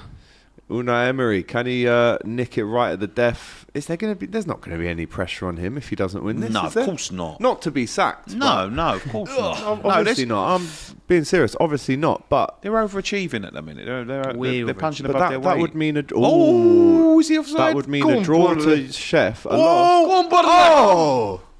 Big chance for Burnley. Is that going to be offside? I think he was a bit. Villa or this year's Newcastle, man. Villa or last year's Newcastle. Do you know what I mean? We were third at Christmas last year. Where are they going to be? We're about the same now. You finished third. We overachieving, man. I look at Villa. Fourth, didn't you? Yeah. We finished fourth, but I'm seeing Villa are third at the minute. Newcastle were third this time last year. Yeah. I think calendar year though. I think Villa are up there. And that's why that's my Moyes argument. That's why look at what they did. They was below us when he took over. They got Conference League last year, and they're third in the league at the moment. Right, the time is ticking. We're into added time at the Etihad as well. It's been a really comfortable victory this for Man City. They haven't really had to get out of second gear, but they get the 3 points, and now they're on level points with the Gunners. So Arsenal fans, how are you feeling? That now turns into an absolute must-win game against Fulham now, a 2 o'clock kickoff at Craven Cottage. Leon Bailey doing his best to get Villa back in the lead. I'll tell you what, he's very good, Bailey. Penalty shout. Oh, it's a penalty. Wow. Never a pen, Matty Renton says. Didn't look it for me, but we'll probably see the replay. Nah, he went with the back of him now. I think it might be just one of those gets the faintest contact. Let's have a look at VAR though. VAR might come into this and it was all a bit put quick. A stop to it. Quality work by Leon Bailey though down the right hand side. He took his time to give that, didn't he? He did, yeah. He had a good thing about it. It was positioned brilliantly to give it. Let's have a look. It's Bailey who cuts the ball back to. I think that's Duran. It's just on the bottom of his foot, isn't it? I think it's Duran. Let's see. Sneaks out of nowhere I don't think that's a pen. I think he makes a meal of that. I don't know why he's rolling around, because if someone kicks the bottom of your foot like that, doesn't hurt. Don't but think I don't it hurts think he's like even made contact. they'll look at it though. They're going to look at this. They're gonna look. He's looking at it now. Disallow that. It's full time at the Etihad. Chris Wilder gets a hug and an appreciation there from the manager Pep Guardiola. Man City 2, Sheffield United. No, it wasn't the 5-6 that we all thought, but it's 3 points nonetheless, and Man City have not had many of them recently, so they win the game 2-0. Let's go back to Villa Park, because it's all kicking off, Nicky. Yeah, it's all kicking off. The referee's having to step in between the players arguing. He's got his cards out. We're not too sure if he's going to go to the screen and have another look at it. I reckon he is, you know. I think he's got his rule book out there, updating himself with the rules as they change them every week. Changing the rules live and direct from Villa Park. Yellow card for Jacob Ramsey. What was that for, Matty? Well, so we need to see a replay on that. Was that he wasn't the one that no dive, penalty? Was he? No, he's not. Wait, you look over the dive? I think he just said no penalty. Yeah. No, it's a no. pen. It's, He has given the pen. Douglas Luiz to take it. Bagged all Was his he penalties just- this season. The old dissenter, wasn't it? But why is he getting the card? Mouthing for off to the He's card. got the pen. I know, he must be asking for a booking or something, eh? But it is a penalty to Villa with only 2 minutes left on the clock. Douglas Luiz steps up. 88 minutes gone at Villa Park. Let's see if he can convert. Steps up against James Trafford. Looks him dead in the eye. A lot of eye contact there, actually. You I don't like really that. get that. Cojones. Yeah, he's got the cojones. he's got the goal, yeah. Luiz. He's a goal. He's scored don't- too many don't this ruin season, it, man. Nick.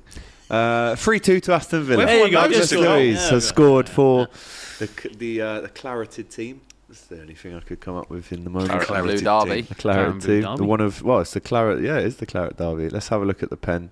He steps up, number Massive 6. win though for Villa. This massive win. Character. Let's have a look. Are they the new Newcastle? I say he goes bottom left. Probably not now. Smashes No, he down goes the middle. top right, top Smashes right. it down the middle. I reckon bottom Low left. and hard. No, top right. Get it out of the Really? way. Bottom left. Oh my goodness. Down the middle. Takes his time. Oh, he's hit the tell you bar what. twice. In there, what? Lucky boy. Love it. Lucky boy, Douglas Luiz probably gets the winner. I hate it when they approach it with them pony trots, Oh, man. awful. that. Yeah, and Give it a proper run, it man. looks good if you win. 2 strides. And it goes in.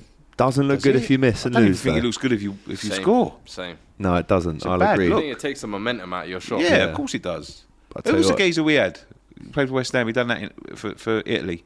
Missed the penalty. Jorginho, wasn't it? No, Simone Zaza. Zamoni. I remember that, yeah. Simone Yeah, he was like Zaza. one of the we originals had him on. for 12 games, mate. I remember. Didn't Fuck. he miss a crucial penalty? It was for a Italy? but doing that sort of thing, Yeah. this Some sort of thing. slow, Look, slow 1, 2, run up 3, and 4, then 5, 6, whack, 7, 8. hit it Yeah. over. 8 quick steps. what is the point? What is the point in that? So has it gone in on the first bounce? Yeah. yeah, Did it definitely go over the line on the first bounce? Yeah, So look. Hits the crossbar Yeah. down. Just. In. Yeah, just. Imagine hitting the crossbar twice. He has a little look. Oh, lucky boy. He does. Yeah, 90 minutes gone at Villa Park. It looks like that's going to be a finishing result. But look at Gave this. him result. Let's go. Embarrassing. Yeah, it's embarrassing. Nicky Hawkins, talk to me. What has just happened at Molineux? That is how you wait a hold minute. There was a not goal and quite they've taken it embarrassing. away. No. Maybe a Don't go anywhere. VAR. Either way, I think 3-0, that is a way to... considering how good Everton have been, home and away, past couple of weeks. There's 9 Results minutes they've been added getting. time here at Villa. Bloody hell. You And I never think know. he just said there's Stranger 9 minutes things of Wolves happen. as well. Yep. Games finishing all over the place at the minute in the Premier League. Crystal Palace 3, Brentford 1. We're in the 93rd minute there. It looks like Palace have wrapped up a win there. How big a win is that for Roy Hodgson against a struggling Brentford team? Huge, because we were mentioning both managers before the game, saying, you know, Brentford on a downward spiral, floating above the relegation zone. Hodgson's been on a bit of a bad spell, pressure mountain. And he's came out quite comfortably. Craig 3-1. Bellamy on the Burnley bench there, Yeah, finger pointing at the officials. Who? Craig Bellamy. Bellamy. The I I didn't even know. assistant to I Vincent. didn't even know it was at Oh, Burnley. he was at Anderlecht with him as well. Was he Did a really? bit on the he was. overlap, didn't he, with Yeah, Gary he Neville? he spoke about his time there on the overlap, giving the finger to the officials, as he would. Craig Bellamy was born berating referees, I think. I but always loved the I fire loved he him played as with, well, man. you know. Try and name all the clubs he played for. Go. Newcastle. Nope. We'll Coventry. do tennis, one each. Coventry. One each. Oh, okay. Newcastle, Cov. I'll go Blackburn. West Ham. Liverpool. Celtic. Oh, shout. Man City. Oh, it's a great shout. It's Man City. I think we might be running dry. Cardiff. He didn't. Oh my God, Cardiff? Cardiff. It's a great shout. He Did he went play for abroad. Norwich? He went abroad somewhere. He must have went abroad. Did he? go He somewhere went daft, abroad, like definitely. Australia or Bro. something? Yeah, I'm trying to remember what He team. go to Melbourne. I don't think he did. You know, Nah, he Well, definitely did, bro. grab up his wiki page. interesting football character, man. I love him. He was on a podcast. He was brilliant for us. Like. Yeah, he was Yeah, on a. He was on started at Norwich. You were right as well. Norwich, yeah. man. No, actually, you're right. Yeah, After he- Liverpool, he went back to Cardiff, retired there. He didn't go abroad. Yeah. Yeah. Wow. So we've got them all. Well, Celtic's got them all. abroad That's technically. Celtic Luan. I'll take that one. Celtic's technically abroad. technically. Yeah, he's played for all your clubs, huh? Oh. Yeah, literally. West Ham, Played for all of Newcastle, us. Liverpool. Yeah. It's mad. Made his debut for Wales against Jamaica in 1998. He's a madman, though, wasn't he? Bit of a Nutter. lunatic. Yeah, absolutely. Had a scrap with Shearer, a few other players. Yeah. At Liverpool, I remember Souness had him. he was really affected by the Gary Speed suicide, and I remember the next game he had the game of his life against Chelsea for Liverpool. We won 2-0, I think. He the thing with the golf club and all that when he was John whacking up. Arisa. Well, John I Arisa got with the golf club. insides. Jermaine Pennant came on the Cop TV during lockdown and told me the whole thing. It's Well, maddest story, you know. Give us the synopsis. So like Aye, they were in Valley de Lobo for a warm training camp because we had Barcelona in the Champions League, and for some reason Benitez was like, just I don't know, let's go play some golf in Portugal, have a laugh. So they were in this nightclub, and apparently Jersey Dudek was off his nut trying to fight the bouncers, and they were doing karaoke. From what I remember, Gerrard sung, Carragher sung. They all did a tune. And then apparently Bellamy said to Risa, "Go on, Ginge, you go and sing." And Risa went, "No, I'm not singing." And he said, "You make sure you go up and sing," like putting him on it right on the spot. And Ginger was a bit of a shy person off the pitch, so he didn't really get on personality-wise. So anyway, Gerrard's stopping Dudek from getting smashed up. Dudek ends up in prison for the night, trying to fight everyone. I think Carragher and someone else were off their nut as well. And then they get back to the hotel, and I think Steve Finnan is in a room with Craig Bellamy, and Bellamy says, "Which room is Risa in?" And Finnan tells him, I think Risa's rooming with, I think it was Alonso. Anyway, Bellamy's grabbed his 7-iron out of his golf club bag, gone straight to Risa's room, knocked on the door. Sorry, the door was just open. I think he's just gone in there and he's asleep, and just 3 whacks to the leg on Risa. Apparently, then Benitez is going around saying, "What's going on here? It's all going off." He's going knocking on rooms, giving people's fines and that. And then 3 days later, we go to Barcelona. Risa scores the first goal. Bellamy scores the winner and does the golf club celebration. And disrespect. assisted by Jonani Risa. I can't lie. If I'm Risa, What a story there. battering the life out of him. Oh, yeah, nah. What? Yeah. In my sleep, you want to disturb me with a golf club?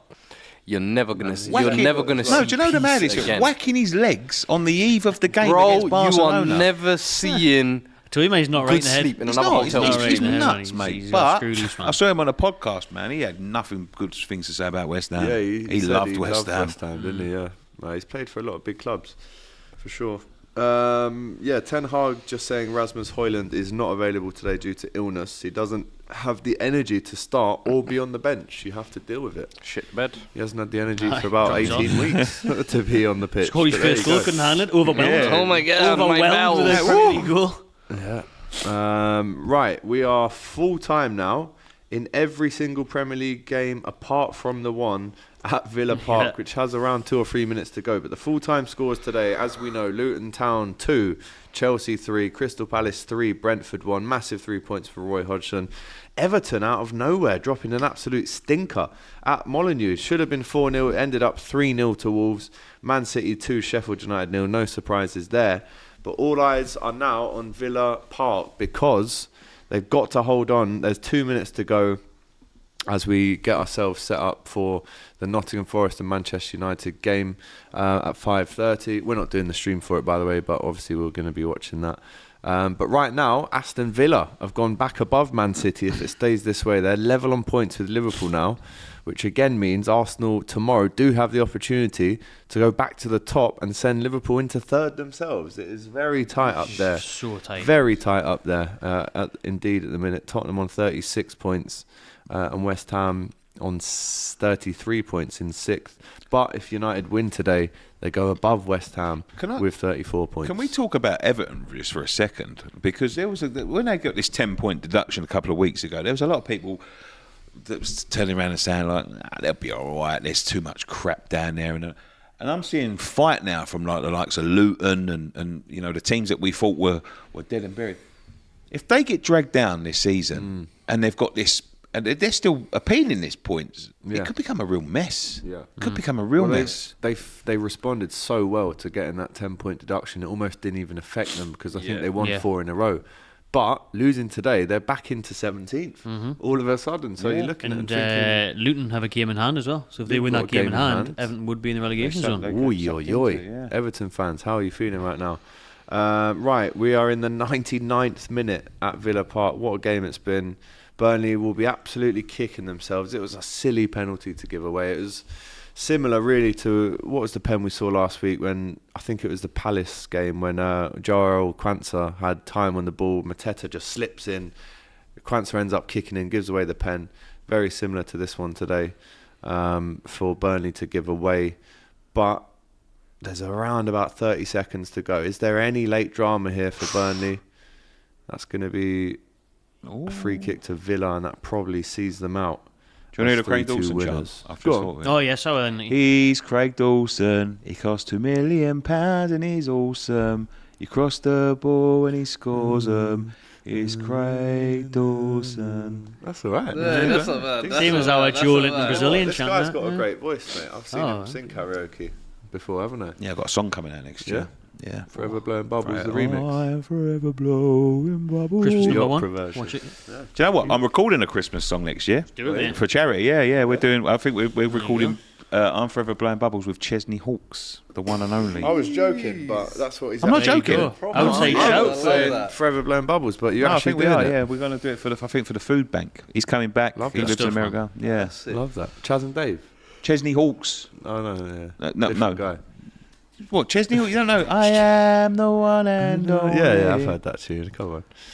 We love to see it. Right, we're still not full time. 100 minutes at Villa Park. We're still not full time. The ball is currently just. Well, Burnley have got a throw in. This will surely be their last involvement of the game. Surely. Roberts getting that ball nice and dry, doing the old Rory Delap tech to make sure that has got enough grip on it to rip that into the box. This is the last moment. This has to be it for Burnley. The ball comes in and it's headed out, and I think that's that. Unless something happens here, Brownhill. That'll be that. Watkins can break full time. Yeah. Will there be any other late drama? Watkins still going. Oh, that's a good tackle, and that will be full time. Aston Villa 3, Burnley 2. A spirited performance from Burnley in the end. But they go down as losers on the day. Right, shout out to every single person that is locked into the Saturday Football Show today. It's been an absolute pleasure to bring you all the Saturday 3 o'clock kickoffs. Don't forget, we'll be back on Tuesday this week. Tuesday, not Monday, Tuesday with the weekend roundup show. 2024, man. You're right, the first show of the new year. Looking forward to that. Massive round of applause to our guests today. Matty Renton, Fuad, and Nicky Hawkins on the show today. It's been a good year. It's been a good year. For real. If you've watched the Saturday Football Show across 2023, I just personally want to say thank you. Every person that's pressed that like button, every person that's sent in a chat, a super chat, it's massively, massively valued on the show.